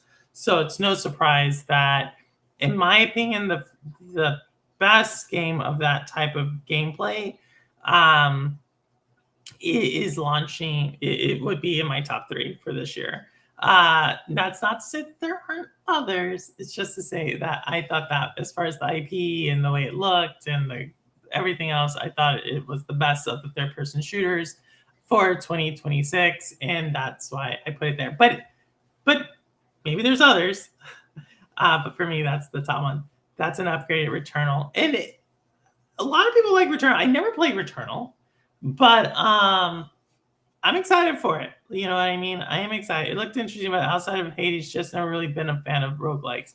Yeah, I don't know. We'll see. We'll see. It has the potential to disappoint. Like I did not do it this year, like my game awards, but usually I have like most disappointing game, and without fail, a top 10 game I've most been looking forward to always is the winner of that award, because the expectations are so high on my top 10. So that's why I said, like, you have at least 3 or 4 of these that could disappoint and be runner. That doesn't mean they're bad games. It just means that they were the most disappointing, considering I put them in my top 10.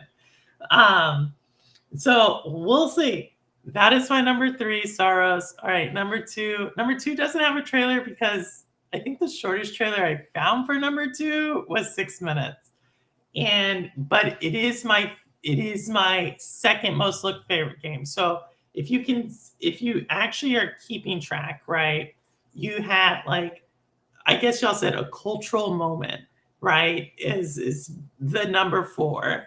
You had like this puzzler is number 5 with End of the Abyss. Number 3 is a third-person shooter. So there's only 2 more categories that I would say are my favorite categories, right? And it should be number 2 is going to be one of those. Like, so this is, in my opinion, my second favorite video game category. Yet it's also, in my opinion, the most exciting game for this category in 2026.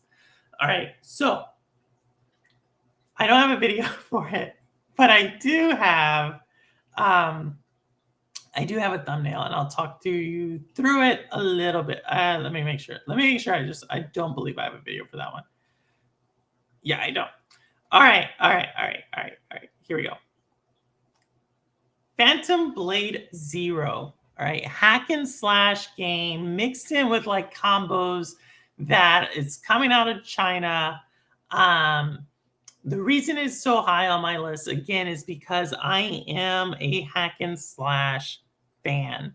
And to see them do this game, right, coming out of China, the mythology that's in this game, it probably wouldn't have been on my list had it not been for Black Myth Wukong. Even though I think Black Myth Wukong story is like all over the place, I spent over 100 hours in that game. And so anytime I spend triple digits in a game, that means like it really resonated with me. So Phantom Blade Zero, it looks like one of those games where I can spend a ton of time. It looks like it's going to have the difficulty level that I like for hack and slashes, even though it's kind of different. Like they say that it's kind of like a mixture between hack and slash and a fighting game as far as the combos that you can do in it. But it seems like it's going to be really well polished. It's going to have a decent story. It's going to have decent animations. It's going to have like boss fights that are different. And that's something I've also been kind of really focusing on, are game mechanics in boss fights. I believe that some games are just repeating the boss fight mechanics and how to beat them. They're just changing up the animation. So I'm really looking at that type of innovation when it comes to gameplay. And so this one is number 2. I'm not sure if it's going to do, if it warrants that. Like, again, this one could disappoint.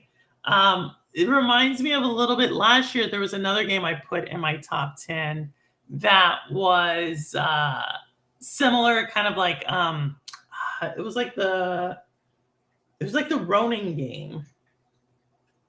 I put it way up there on my list, and it didn't do as well as I thought. And so this one could do it as well. But I'm excited about it. So we'll see what it does. So, but that is my, let me guess your number 1. Actually, no, Wolverine was number 23. Wolverine was 23. Family, don't even know her. You don't seen a theme. No, Noisy. It's Wolverine was 23. It sure was. Number 1. This one should, like, you got to think. Hack and slash, I gave it to that one. Third-person shooter, I gave it to Saros. A puzzle game, I gave it to, whatchamacallit, End of Abyss. Number 4, I gave it to, like, the music one, which I think is going to have, like, the best score, which was in the Wu-tang one. So number one has to be, like, right? It's the theme. This is my number 1 game. Doesn't have to be your number 1 game. It's my number 1 game. It was high before, but it is my number 1 most excited, look forward to game. And we have a trailer for it. All right. So let me pull it out. All right, here we are. My number 1.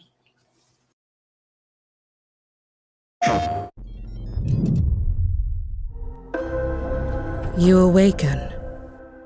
You, the memory they could not erase.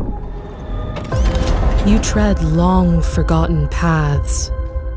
Echoes remain, the linger of faded voices. Walls remember what you lost and what lies ahead. In the dark, engines breathe.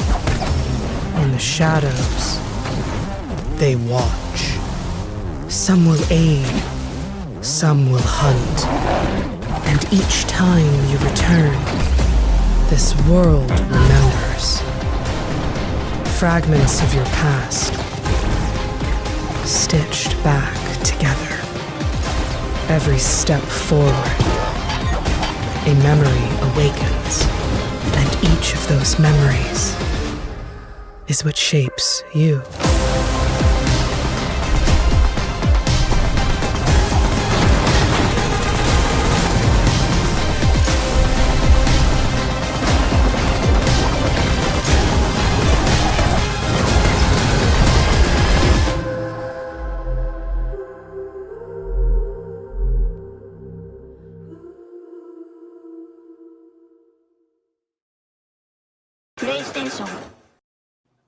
It was a Metroidvania, MIO Memories in Orbit. Last year, MIO Memories in Orbit was my number 3.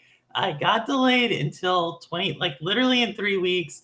And this year it's my number 1. And again, if we had done this list maybe like a month ago, it may have still been in my top 3, but it might have not been number 1. But I was playing again the game 9 Years of Shadows, which is a Metroidvania I had not really heard of until I played until I started researching the Mariachi game that I showcased earlier.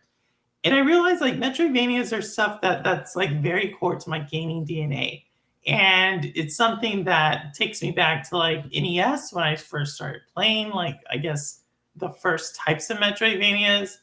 And it's something that I find that it soothes me. And so when you put that with like a really cool like color palette like they have right there, colored the art style there. Again, even though Focus Entertainment is the publisher, studio is an indie studio, and it seems like it's going to have some unique gameplay. Like it kind of reminds me a little bit of Ori, but you kind of have this like flight mechanic as well in it. So what's the game that the other Metroidvania that's like a platformer? I can't think of it. There's another platform that's like Kaze. Kaze also has like flight mechanics as well that makes it like changes it up so you're not always running. So the fact that I see that and it just seems like it has the potential to be one of my favorite Metroidvanias of all time. So again, it could disappoint, but everything I've seen so far about it, as far as the gameplay, I don't think it is. Like it may not be my game of the year next year, but right now it's my most anticipated game. How did you forget about MIO? It's like wait, sorry. Rita, you showed us a couple weeks ago land. That one landed 17. The Mariachi one, it landed number 17. And I'll post this one later. I'll post the entire list, including the honorable mentions later. But it's 30 games. I didn't think I was going to do it, but it was 30 games. I looked at it probably over 100. Surprisingly, I didn't even see 3 of the ones y'all had in there in chat. So thank you to Jeff and thank you to Audi for putting those in there because I'll definitely go check that out. But yeah, I looked at probably 100 different games for today's show. And yeah, hopefully if you saw something that you forgot about, or maybe you saw something you never heard of, or maybe you saw something that made you think of something else. Or maybe you're like, Purple, you're wrong, like Noisy with Reanimal, but it's still like, if you're in my top 10, you are all those games are either pre-ordered or I'm waiting, like wish list waiting to go. So, but those are the games I'm looking forward to.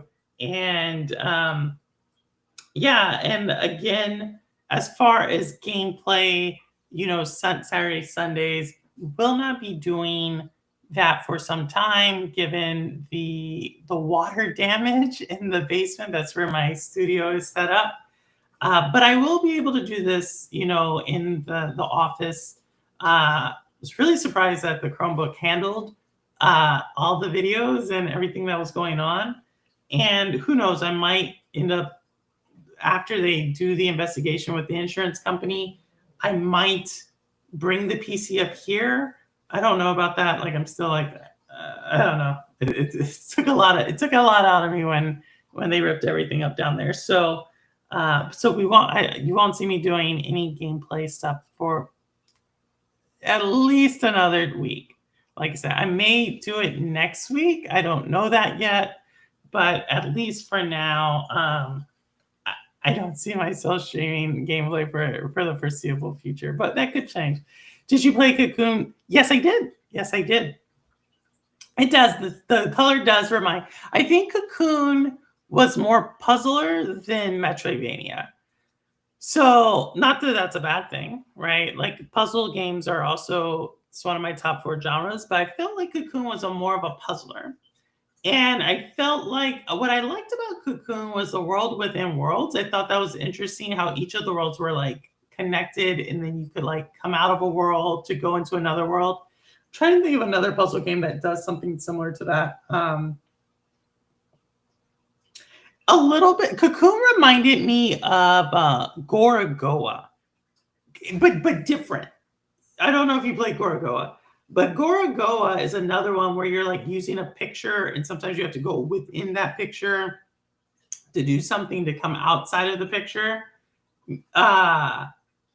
That one, Cocoon, is very similar to that, where sometimes you go inside the world, do something there, come outside the world to go into another.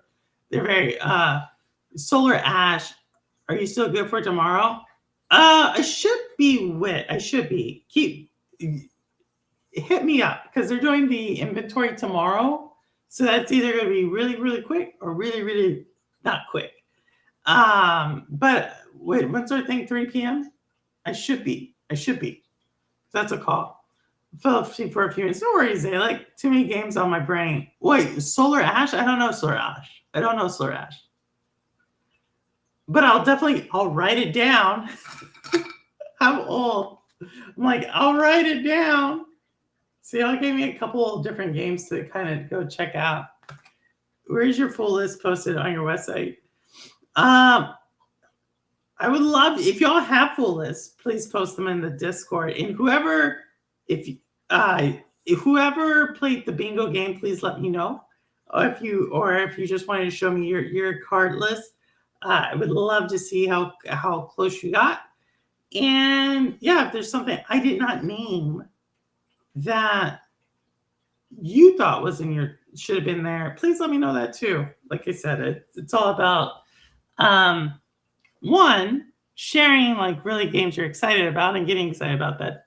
But two, also letting people know like kind of what type of gamer you are. I always feel like so many gamers get caught up in like the platformer that people play on, but I think I would rather just know what type of game you like.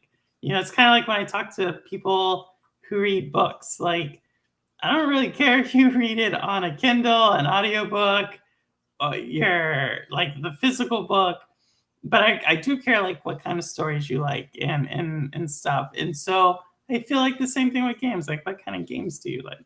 So what are your top 3 or 4 or 5 games that you're looking forward to? You don't have to do a full list of 26 or 30.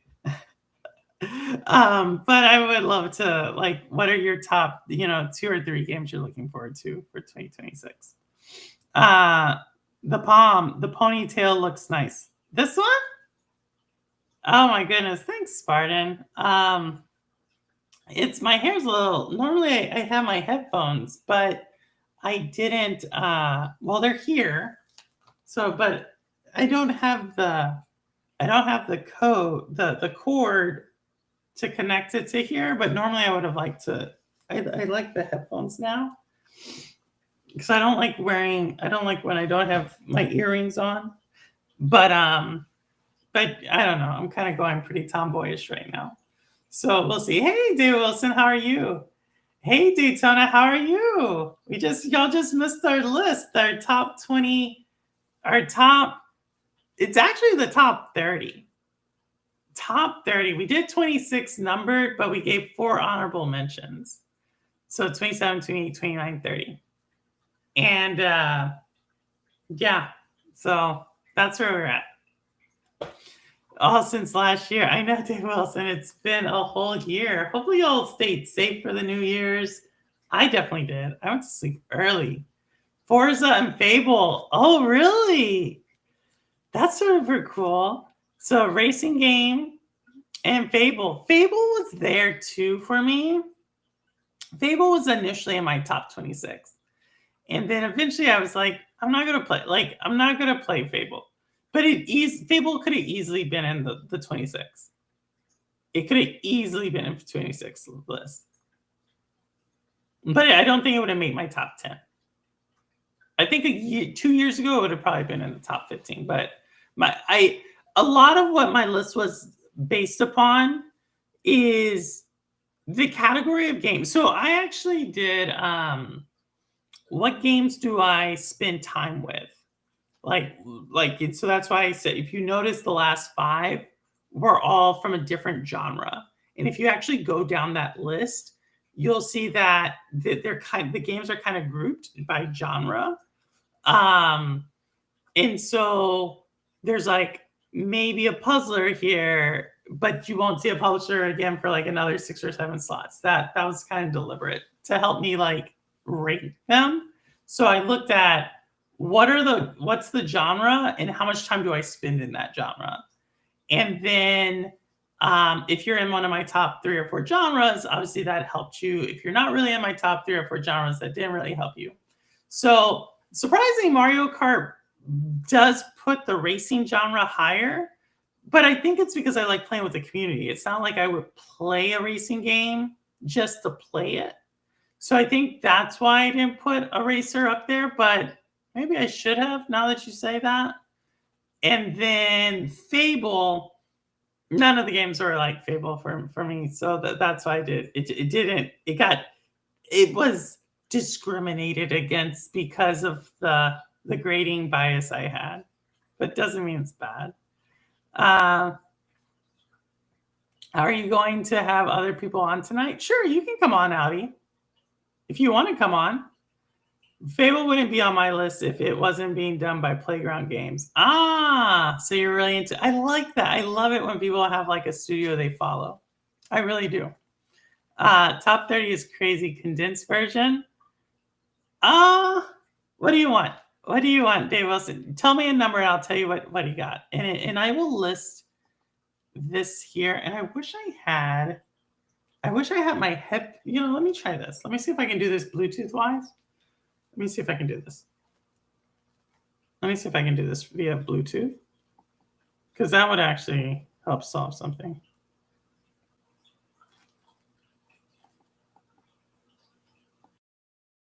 Let me know if y'all can still hear me, because I am now doing everything from my Bluetooth. And okay, all right, here. Let me post this.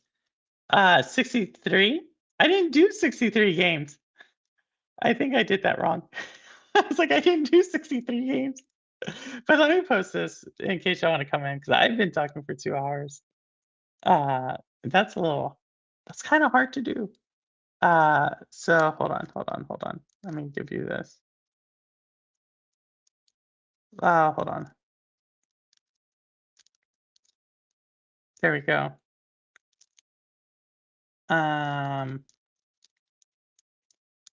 That is the list if you want to come on. That's the link. And hopefully, I don't have my YouTube up, so I can't post it. But if one of the mods has the pin, you can pin it.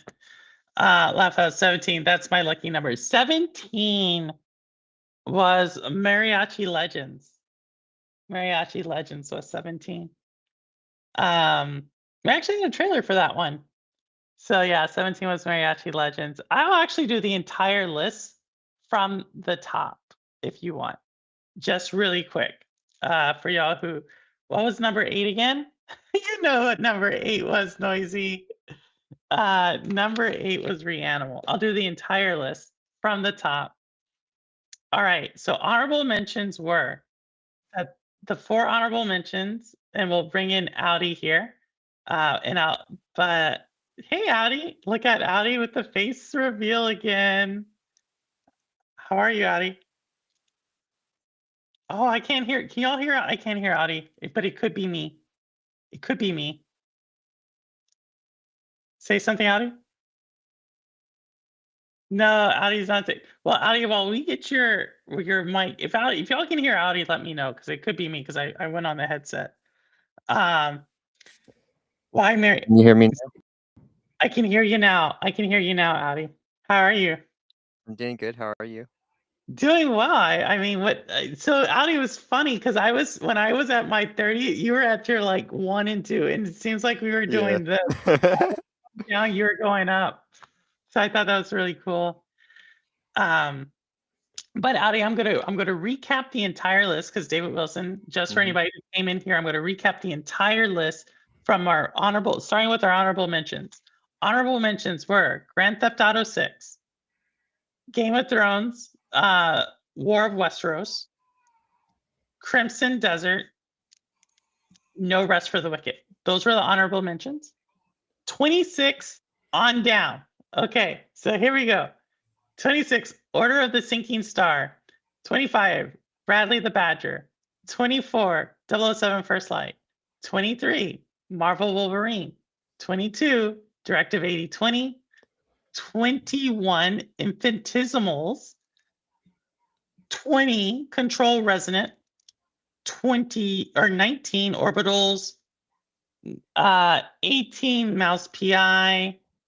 17, Mariachi Legends. 16, Zero Parades for Dead Spies. Or for Zero Parades for Fake Radicals.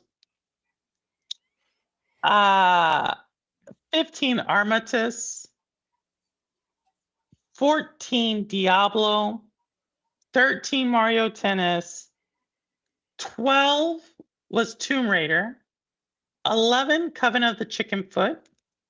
10, Out of Words. 9, Resonance of Plague Tale Legacy. 8, Reanimal. 7, Eternal Life of Goldman. 6, Onimusha Way of the Sword. 5, End of Abyss. 4, Wu-tang Rise of the Deceiver. 3, 3, Saros. 2, Phantom Blade Zero, and 1, MIO Memories in Orbit. Woo! There you go. Woo! Okay. But Audi, so what did you think of the list? What did you think of because you had your own list. You had your own 20 list. I thought your list was good. Like some games that I did not put on there, but I did see. Because I did look over over 500 games when I was making my list. Yeah, you see so many games. Yeah, you dug deep. So I would imagine I think I saw probably 70 trailers, games, because there's games that I was like, okay, for sure I'm not gonna review this, but there was probably over 100 something games I actually looked in to put in a category to say so forth, and those are the top 30 for me. Yeah. So yeah, y'all get to them all. No, I won't get to them all. That's why some of them didn't. Let me give you a great example. Wolverine. It's not a game I'm gonna play. Yeah. A game that I'll probably watch other people play. Control. Mouse PI. There's certain games where I was like, Mouse PI was a top 10 for me last year. But after the cheese game, I forget which one we said earlier. I was like, I didn't buy the cheese game, so will I really buy Mouse PI? So it was kind of like that. This year there was actually some rigor to my scoring to say do I play games like this? Even though I see this, is this something I would rather see someone else play? So I actually watch Audi. Audi plays a lot of games I don't play, and Zalek plays a lot of games I don't play. And so a lot of times I'll watch them play, and it won't be, even though it's not for me, it doesn't mean that I don't think it's a good game. It's probably just something that I'd rather watch someone else play who's better at that game than I am. Yeah. Yeah.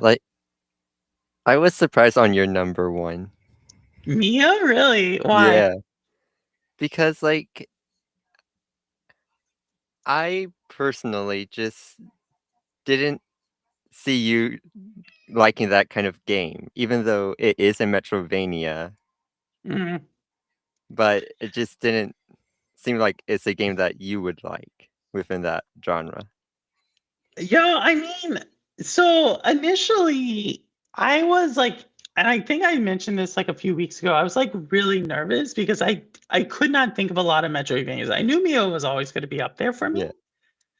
But let's say if it wasn't me and a few of the guys in Cyber City do a gaming fantasy league. We pick a list of games to publish and get points based on the fun little thing. Oh my god, yeah. But y'all game way harder than I do. I can maybe finish 5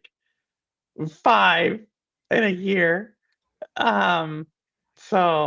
But yeah, I think for me, Mio, the reason why it got so high was because Metroidvanias were the number one game for me this year. And it's probably my favorite genre because they're short enough, but difficult enough that you get that burst of adrenaline. and the art style. So you had like three things there to me it's the best Metroidvania coming out in 2026. So if Metroidvanias are my number one category at the moment, and it's the number one Metroidvania for 2026, it's gonna be number one for me. Yeah. Yeah. And your number one though was Embervale. which one? Embervale. Embervale, yes. And your number two, because you have one that was way up there that I had lower. Yeah. That one was Yeah. 007. 007. Yeah, you had that super high. So why is 007 so high for you? Just because I just really like Hitman. Just like the gameplay, the story. Ah. So you're like Ambi. Ambi really likes it, man. Yes. So I think for me, Hitman's another one. I think I said that before. And Zaylik, it will be posted on after this. I'll copy and paste it in there. I may actually do I would have done it already, but I'm on the Chromebook. I don't want this to crash. But yeah, I think for me, Hitman was kind of in the vein of probably higher than the Indiana Jones type of game. Like, I think crossovers into different genres are hard. And I came across 007 in like cinema, and I'm not sure that it always works out going from cinema to games. Like, Yeah. so that's kind of why it's that. And then I figure like I may watch other people, but if it is good, if people are like, oh, this story is really good, and the gameplay is a little bit more serious than Indiana Jones, it might be something I pick up. Mm-hmm. Oh, wow. David Wilson's also really excited about 007. Okay, that's good. Again, I'm not someone who's gonna argue. Like, I know people who literally argue about games. Like, oh, you're a horrible person because you said this about Battlefield. And I'm like, I don't get it. It's like books to me. Like, I wouldn't argue about that on a book. So we also have a game tally weekly. Currently, the top three I think are Jim, Rudix, and Maker. Yeah, for sure. Those are all those people. I mean, Audi can game. Audi complete. Audi should probably be part of that. So Audi. So what do you feel like now that Metroid Prime is out? Been out for a few weeks. How have you felt? Like, let's see. I haven't really thought about it since I left. Really? Yeah.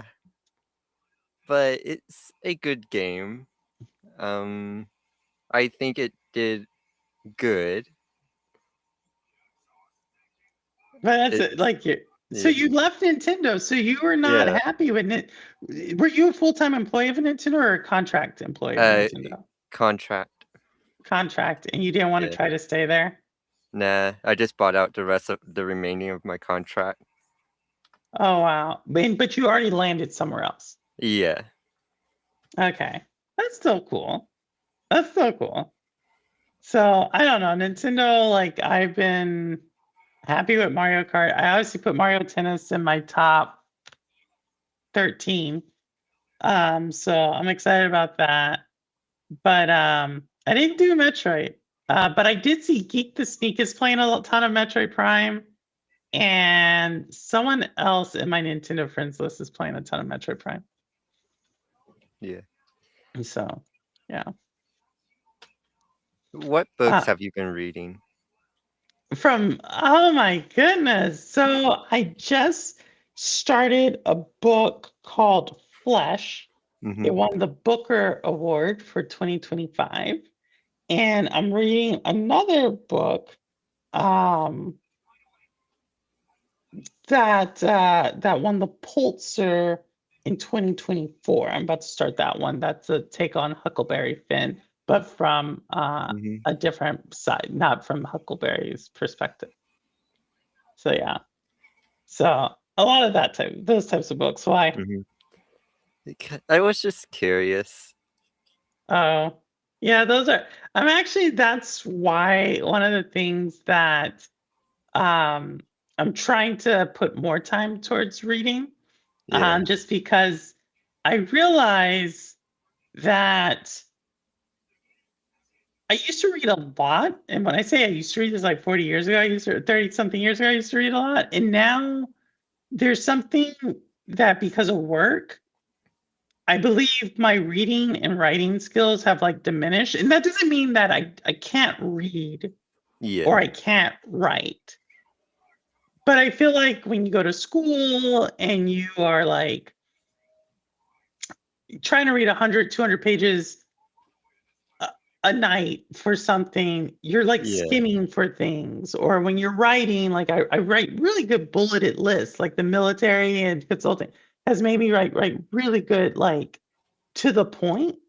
Yeah. But that takes away from the art of writing. And so the way I kind of think of it is similar to like an artist who used to be able to draw and now they just do stick figures. Like that's Yeah. cool if you're just trying to do something, but I feel that especially now like reading and writing are like paramount for people to be able to communicate and to get and to understand points and not just rely on summaries of points. Yeah. And so Re- yeah. Recently I've been reading Solo Leveling. Solo Leveling, what's that? So it's about a character, I believe, let me look up his name.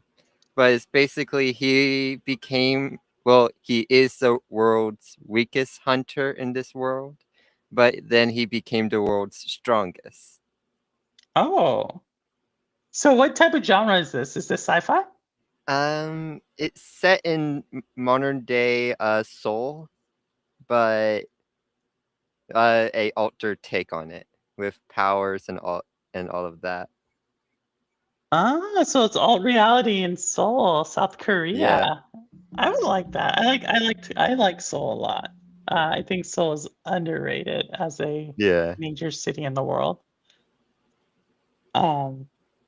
So Addie's more than welcome to take. Hey, Addie, you should definitely take part in the Cyborg City thing if you're not already part of it. I'm not. You should definitely try it. So Dave Wilson was right. Oh my god, what is this one for a roster? Yeah, my art wasn't what it was 10 years ago. I agree with all that. Zaylik, but you're still really good. Zaylik is still really good as an artist, but I would say mine's just horrible. So I also started to think, going back to reading Audi, like there's something that someone said, like, "Oh, this is a great story," and it was like a very basic story to me, and I was like, "How is it?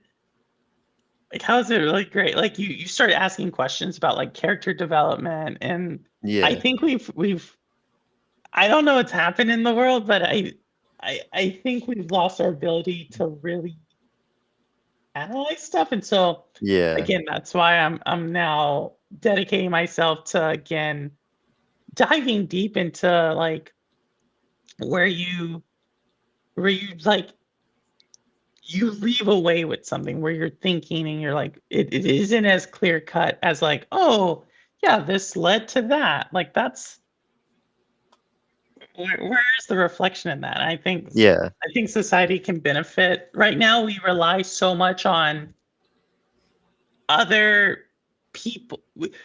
Actually, before we used to rely on other people telling us what to think, which was just an algorithm, right? Like influencers are just chasing our algorithm, but now it's like AI, and it's like, wait a second, let me go think on it and have these original ideas myself.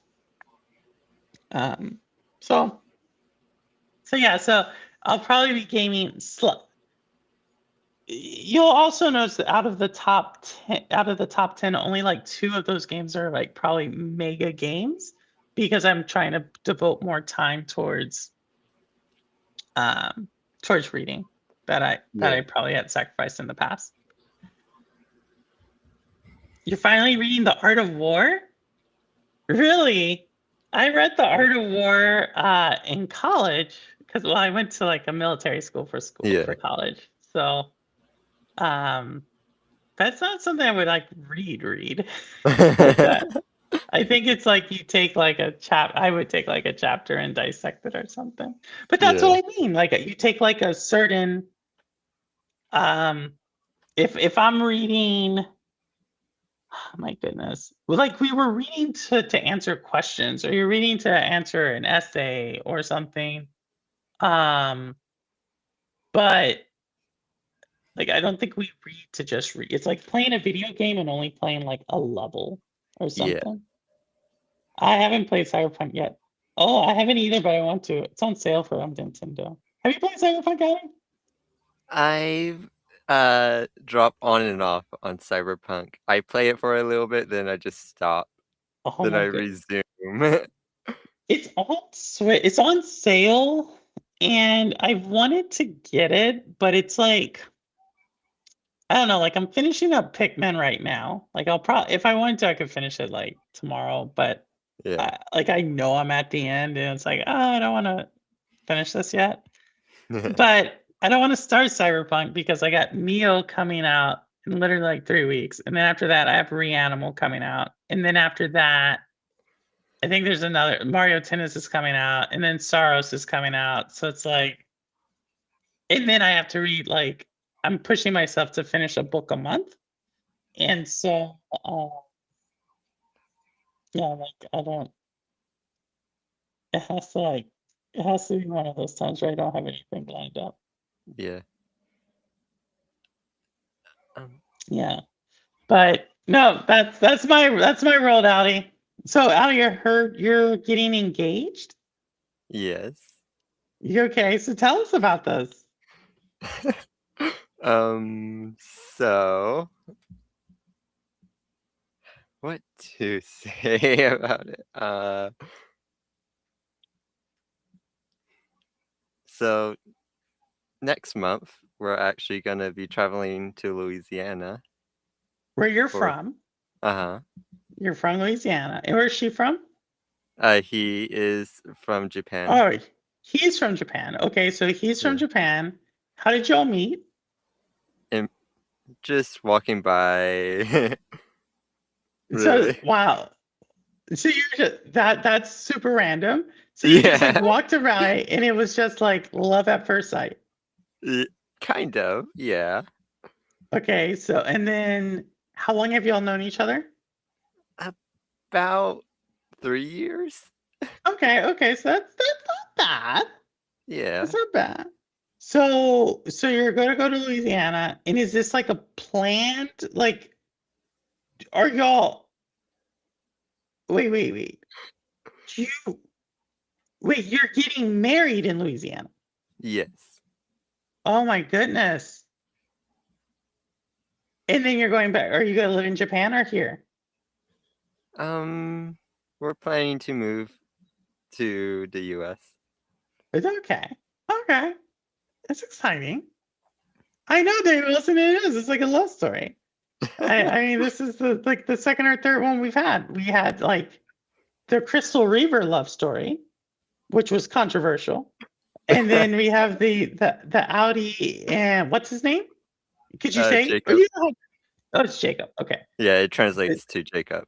The Audi Jacob love story. I was stationed in Japan. I love that place.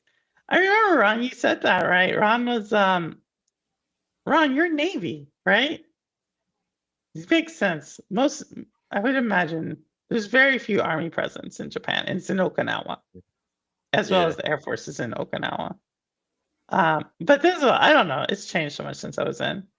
I know, Zay, like people are excited for Audi and J. So okay, and all right. So this is actually a little bit. Is getting married. Okay, so you just said something really interesting. You're going to get married in Louisiana in February.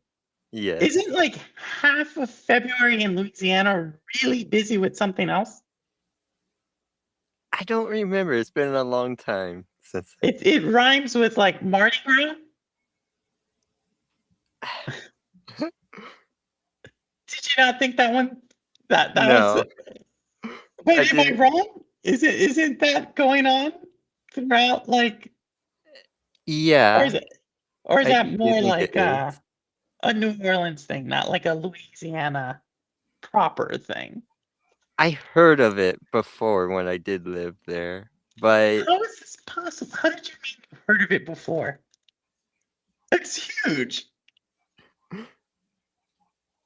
When well, did you it's leave? just When did you leave Louisiana? around like 2010, Okay. around there.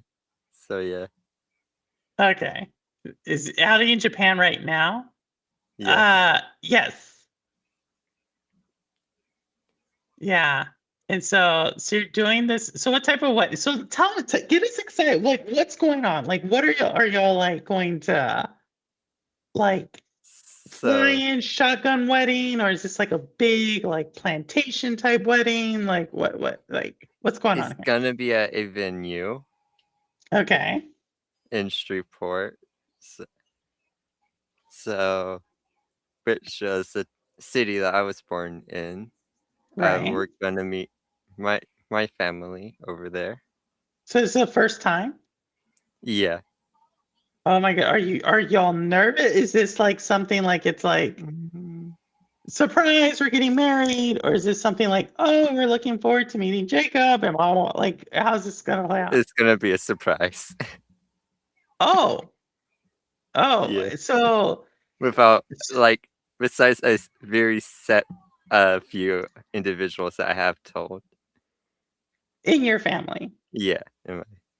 So okay, so you're gonna go to Louisiana in Shreveport to tell them like this is like not just my roommate, this is my fiance soon to be husband.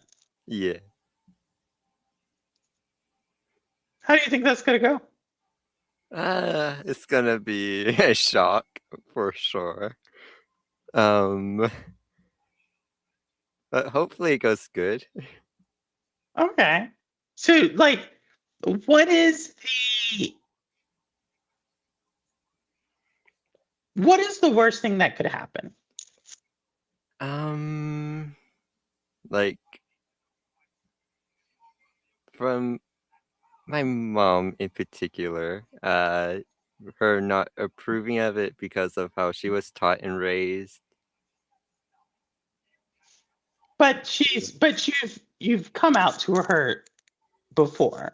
Or is this like going to be like an Audi coming out and an Audi getting married? Is this like Yeah. all like you're rushing you're like rushing the goal line all at once? You're like, if we're gonna rip the Band-Aid off, we're doing it all at one time. Is that Yeah. what's going on? Yeah, that's exactly. Okay, so you are Just coming rip it out, off. Basically. coming out, introducing a boyfriend, and getting married at the same time. Yeah. To wash it down. Yeah, smart. This is but I think you're taking it in stride. You're taking it in stride. I think this is it is an approach. It is an approach. Yeah. You know what I mean? So, but y'all have each other. So that's Yeah. good.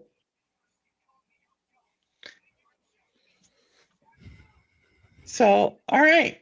I don't know. I have more questions. I have so many questions. I have so many questions. So, are you moving back to Shreveport? Yeah. Moving Okay. back. So you're moving back to, but you're not doing that next month. You're just like introducing the family to. Do you think your mom already has like an idea though?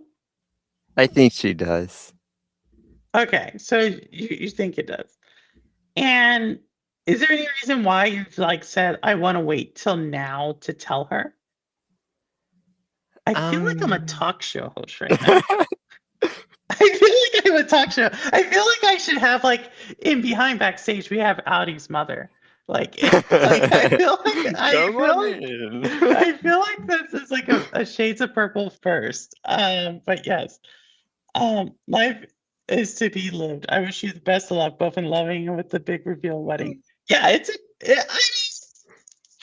say like you say like you do think some of your family members who you've told have started to lay the groundwork a little bit. Yes. Okay. So it's not gonna be like fully like you know, I don't know, like Trojan horse, like we're coming out type of story. Yeah, it's not going to be a Trojan horse. Yeah, that's probably the worst. That's probably not a Yeah. good analogy because this is a happy moment and we're not trying Yeah. to conquer your mom on this one. Yeah. But like congrats, everybody's like agree, good luck. You're not the father. Wrong stuff. That would be um yes, congrats, Ollie. I agree. I think it's a congrats and a moment. But I also think a congrats on because I can imagine, like I grew up in Texas, which is not Louisiana, but one of my best friends, who I was Yeah. actually the maid of honor for her wedding, she grew up in Louisiana. So Texas, Louisiana, Houston, like we're close, Southeast Texas, we're close to like that area. It can be a little bit, what's the word I'm looking for? Set in their ways, Yes. right? Set in their ways. Yeah. And so I think that's like, and you're kind of doing a double whammy. Yeah. Do you think if she was to have, because she doesn't totally surprise you, right? Yeah. If she would, do you think she would be more like shocked at your coming out or more shocked that your partner is not American? More shock at me coming out. Okay, so you think that's like Yeah. that's the one. Yeah, definitely. Yo, stop it. What, Spartan? Stop what? uh but yeah. So uh so we'll see. We'll see. We'll see. So I think it's good. I think it's good. We shall see. We shall see. Is so do y'all game together? Is Jacob not Sometimes. a gamer? Jacob's not a gamer? Not really, no. Oh. So there you go, y'all. It's not just even when both partners are guys, not one of them doesn't have to be a gamer. Hi, I can't see you. So great to see you. Not ironically. But yes, how are you? And Happy New Year. So many new people coming through. Or not new. I can't see he's been here for quite a while, but so many old faces coming through. We're just learning about Audi's engagement / soon to be partner / how they met on the street. Seems super well. I'm happy for you to be happy and stuff. So that's exciting. That's exciting, Alvin. Mm-hmm. I can't wait for Pearl Hayes' morning talk show. Oh, do you remember Squid's morning shows? Those were crazy. Alvin, were you on Stadia? I was. That's actually were? how I met Meg.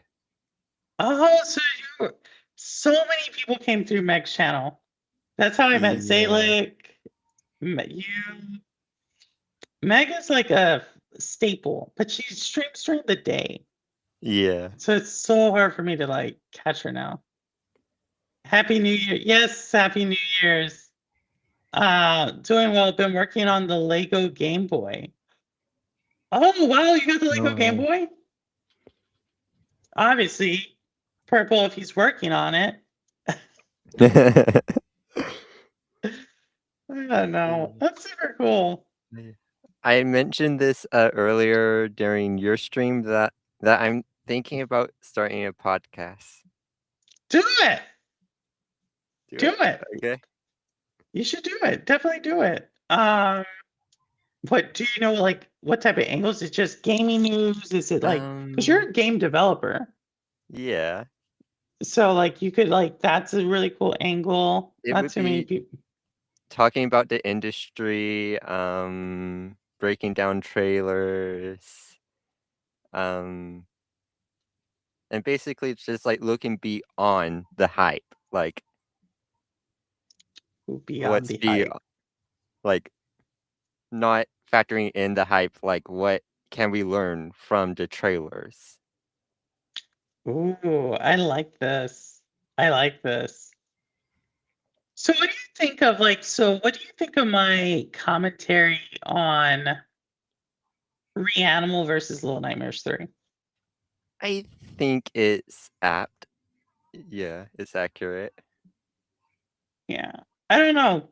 Like I'm gonna make a video about it, but I if, who knows, maybe Toaster Studios surprises us. But I think that's what I was running into was like from a gameplay, how do you like I think there's one thing where you're shooting everything up with multiple friends. Mm-hmm. There's another thing where it's like you're being challenged by the game from a puzzle mechanic with multiple people. So I don't know. We'll see. We'll see. That's it. All right. Night, David Wilson. Stayed as long as I did. Beautiful story and best of luck at it. And happy New Year's to the shady little corner there. Oh, thank you, David Wilson. Also, you're always welcome back, David Wilson. The last cloud gaming champion of the community. You will always have that title. But yeah, I would love to see this. So, Ali, when are we starting this? When are you doing this podcast? Probably in early March. Oh, after the wedding. Mm-hmm. I see. I'm putting it together. I'm putting it together. I'm putting it together. And I'm thinking about calling it Broken Frames. Broken frames, because you're gonna break it down frame by frame. Yeah, that's gonna be an aspect. So, what do you think is a game? Like, give us an example of a game that you felt would have benefited from this from last year. From last year. Ooh, that's tough.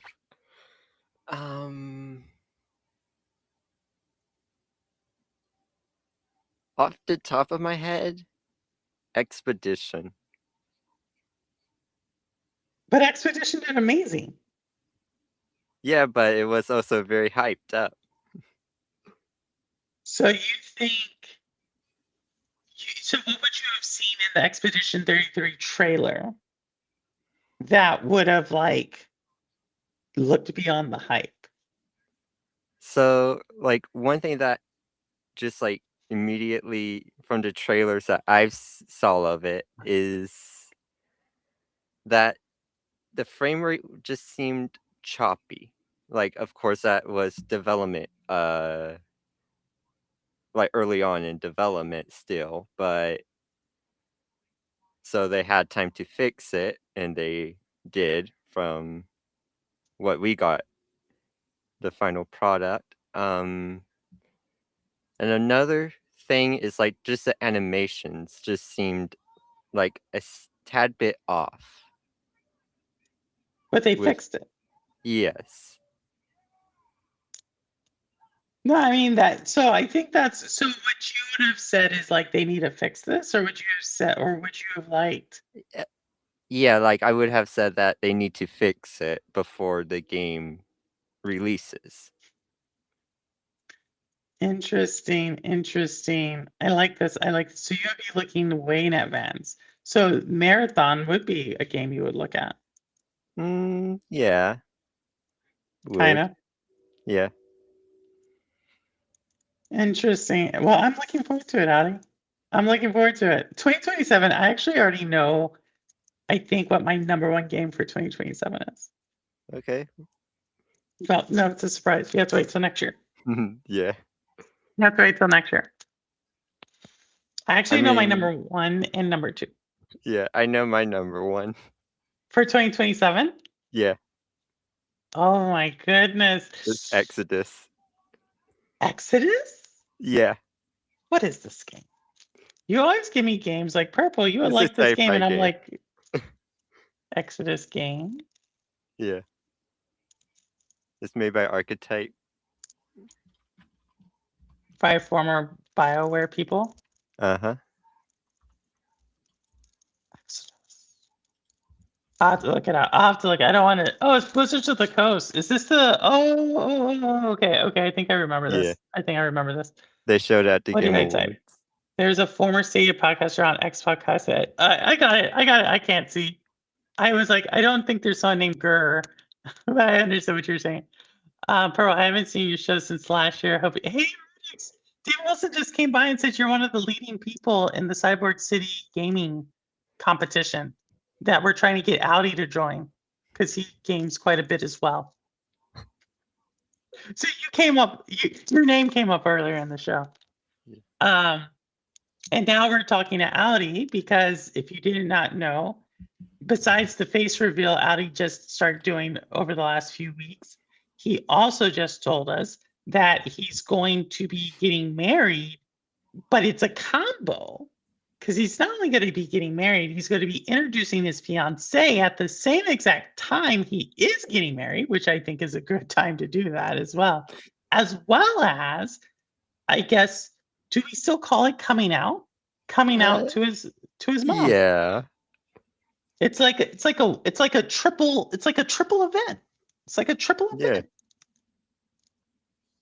Yeah. So we're encouraging and supportive and congratulating in 2020. That is what 2026 is about. It's about supporting and congratulating. And noticing I have dimples. I do up here. I guess so.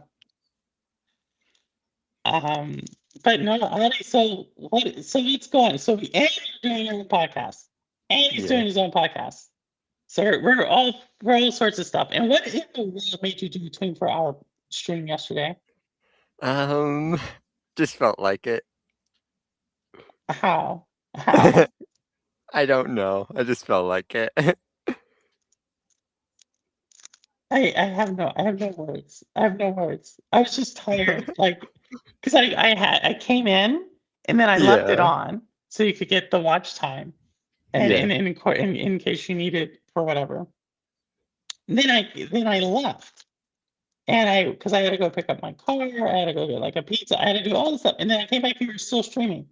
Yeah. And I was like, how? I don't know how. The youth. I don't have that type of energy anymore. I'm old. Yeah. I get tired. I have to take naps throughout the day. I mean, I mentioned it during my 24-hour stream that I was also thinking about doing a always on stream so that it just never ends. Oh my goodness, you've been in Japan a little too long, Audi. This is so Japanese. This is so Japanese.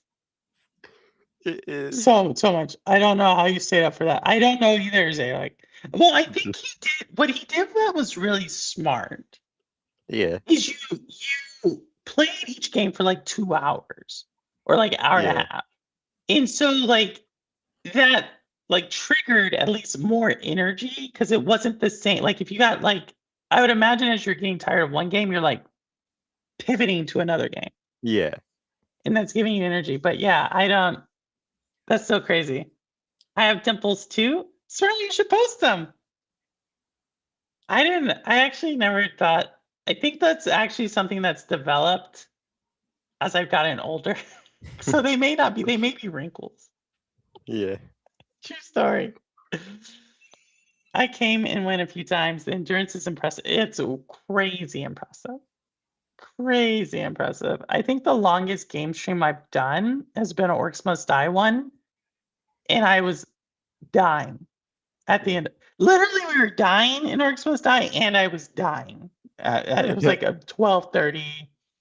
I was so tired. Oh yeah, I think I was there for that one. Probably, yeah.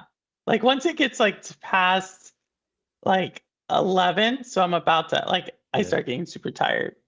Uh, and tomorrow I have the insurance person's coming. So I want to be super on. I don't know. I've never done this before, so they have to inventory like all the damage. Yeah. And so that could be fun, or it could not be fun. Yeah. Oh, we'll have to see. We'll have to see. But Ali, before I close this one down, any last words? Anything else you want to say? The floor is yours before you start your own podcast out in March in 2 months. Well, I'll be live tomorrow at 8:40 a.m. Our time? Eastern time. Oh wow! Okay. Which is my normal time that I normally stream at. Then I'll be live. Streaming? Metroid. Ooh! Oh my goodness! I just asked you about Metroid, and you're like, I haven't really thought about it too much. Well, it's because other people just keep on asking me if that game is. I'm gonna be playing more, so just might as well play it. Okay, so Metroid tomorrow. I'll probably check that out. Uh, Well, depending on the insurance person, but yes. Then Saturday I'll be doing Orcs Yay! at Taking the torch. Yeah, at the normal time that you normally do it. 8 p.m. Eastern. Yeah. Okay. And then, yeah, I will not be for sure streaming. Maybe next Saturday. It depends. It depends on a lot of things, but maybe next Saturday. But I'll work it out with y'all. And then, okay. And then Mario Kart on Sunday or no? No more Mario No. Kart. You're done with Mario Kart. I mean, I'll play it with other people if they stream it, but I'm not gonna be streaming it on Sunday. Okay.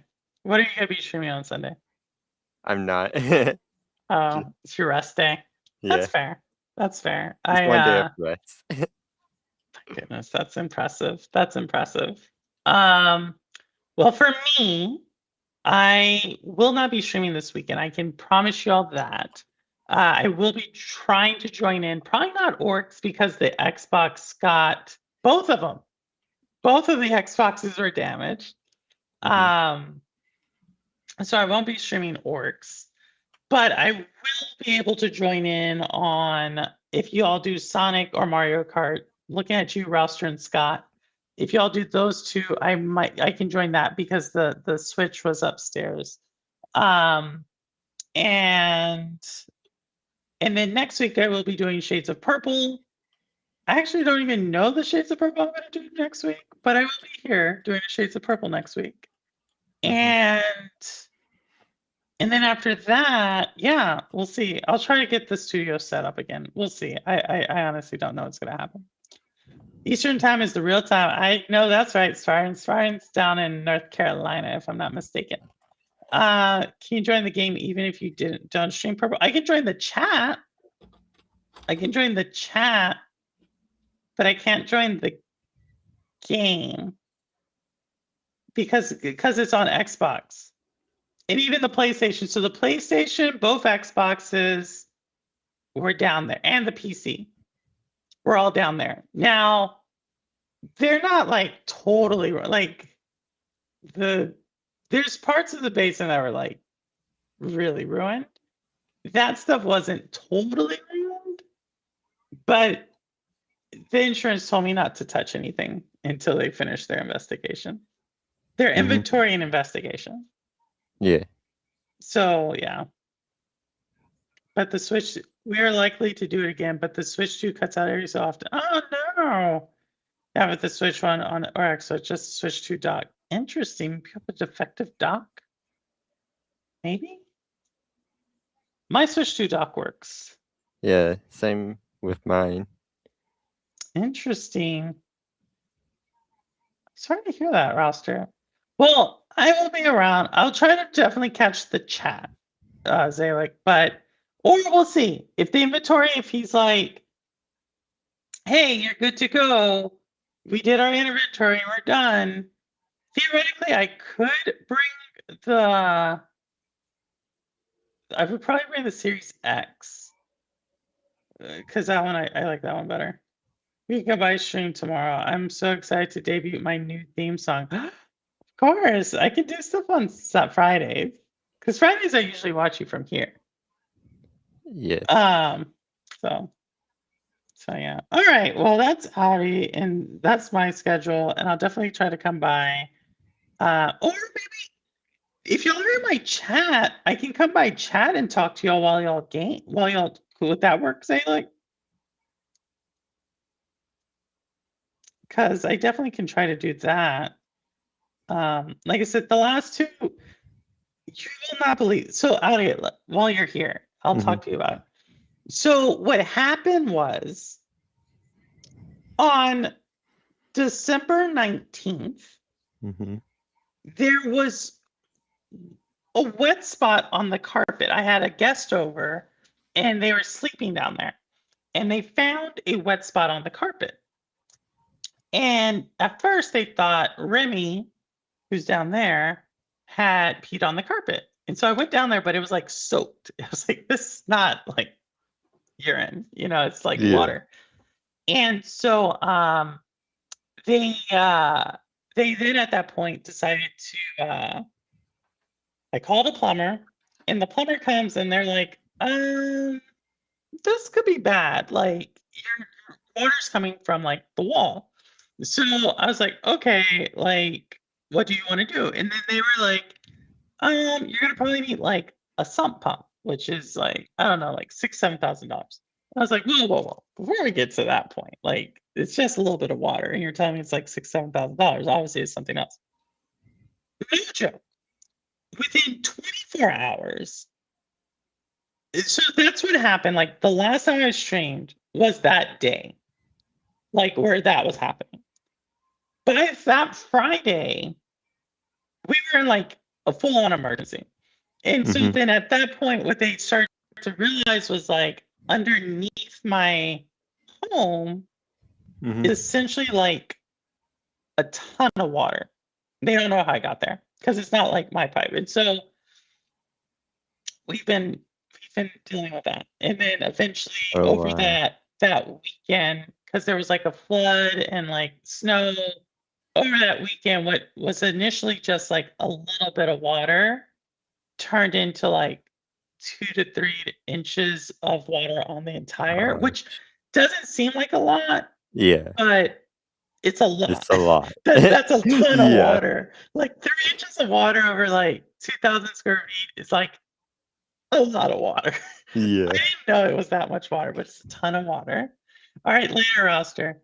And so then there's like we had to get the water out, and then it was like, where's the water coming from? So then they had to rip open the entire everything, and because of all the humidity, that's actually what damaged everything, all the humidity down there. So that has been like from the 19th through probably like 2 days after Christmas. That was my life. And now we've gotten the water where it's now like we finally got the sump pump in, which that was some money. And now the insurance is now like involved, and it's a lot. Yeah. So thank you for letting me share my story out. Yeah. All right. But with that, Ali will be streaming tomorrow morning. Zaylik will be streaming tomorrow night. And I will be in both chats. Well, I'll try to catch out because he comes in the morning, but I'll try to be here around 8:30, at least from the beginning. And we'll go from there. All right, you have the last words before I close it. Well, I don't have anything else to add, so guess you're good to close it. All right. Well, y'all, thank you so much to Audi again. And I'll take you off right now. I'll take you off, Audi, before I close it down. So thank you all again. Thank you, Audi. Thank you all for my list. I will post my list here after the end of the stream. And with that said, I don't care where you game, how you game, why you game, what you game on, how long you've been gaming. As long as you're gaming, you're good with me. And this is Purple Haze, and the proof is in the plane. All right. Thank you so much, y'all. And I will see you at least next week. All right. Take care, y'all. Later. Oh, guitar music coming.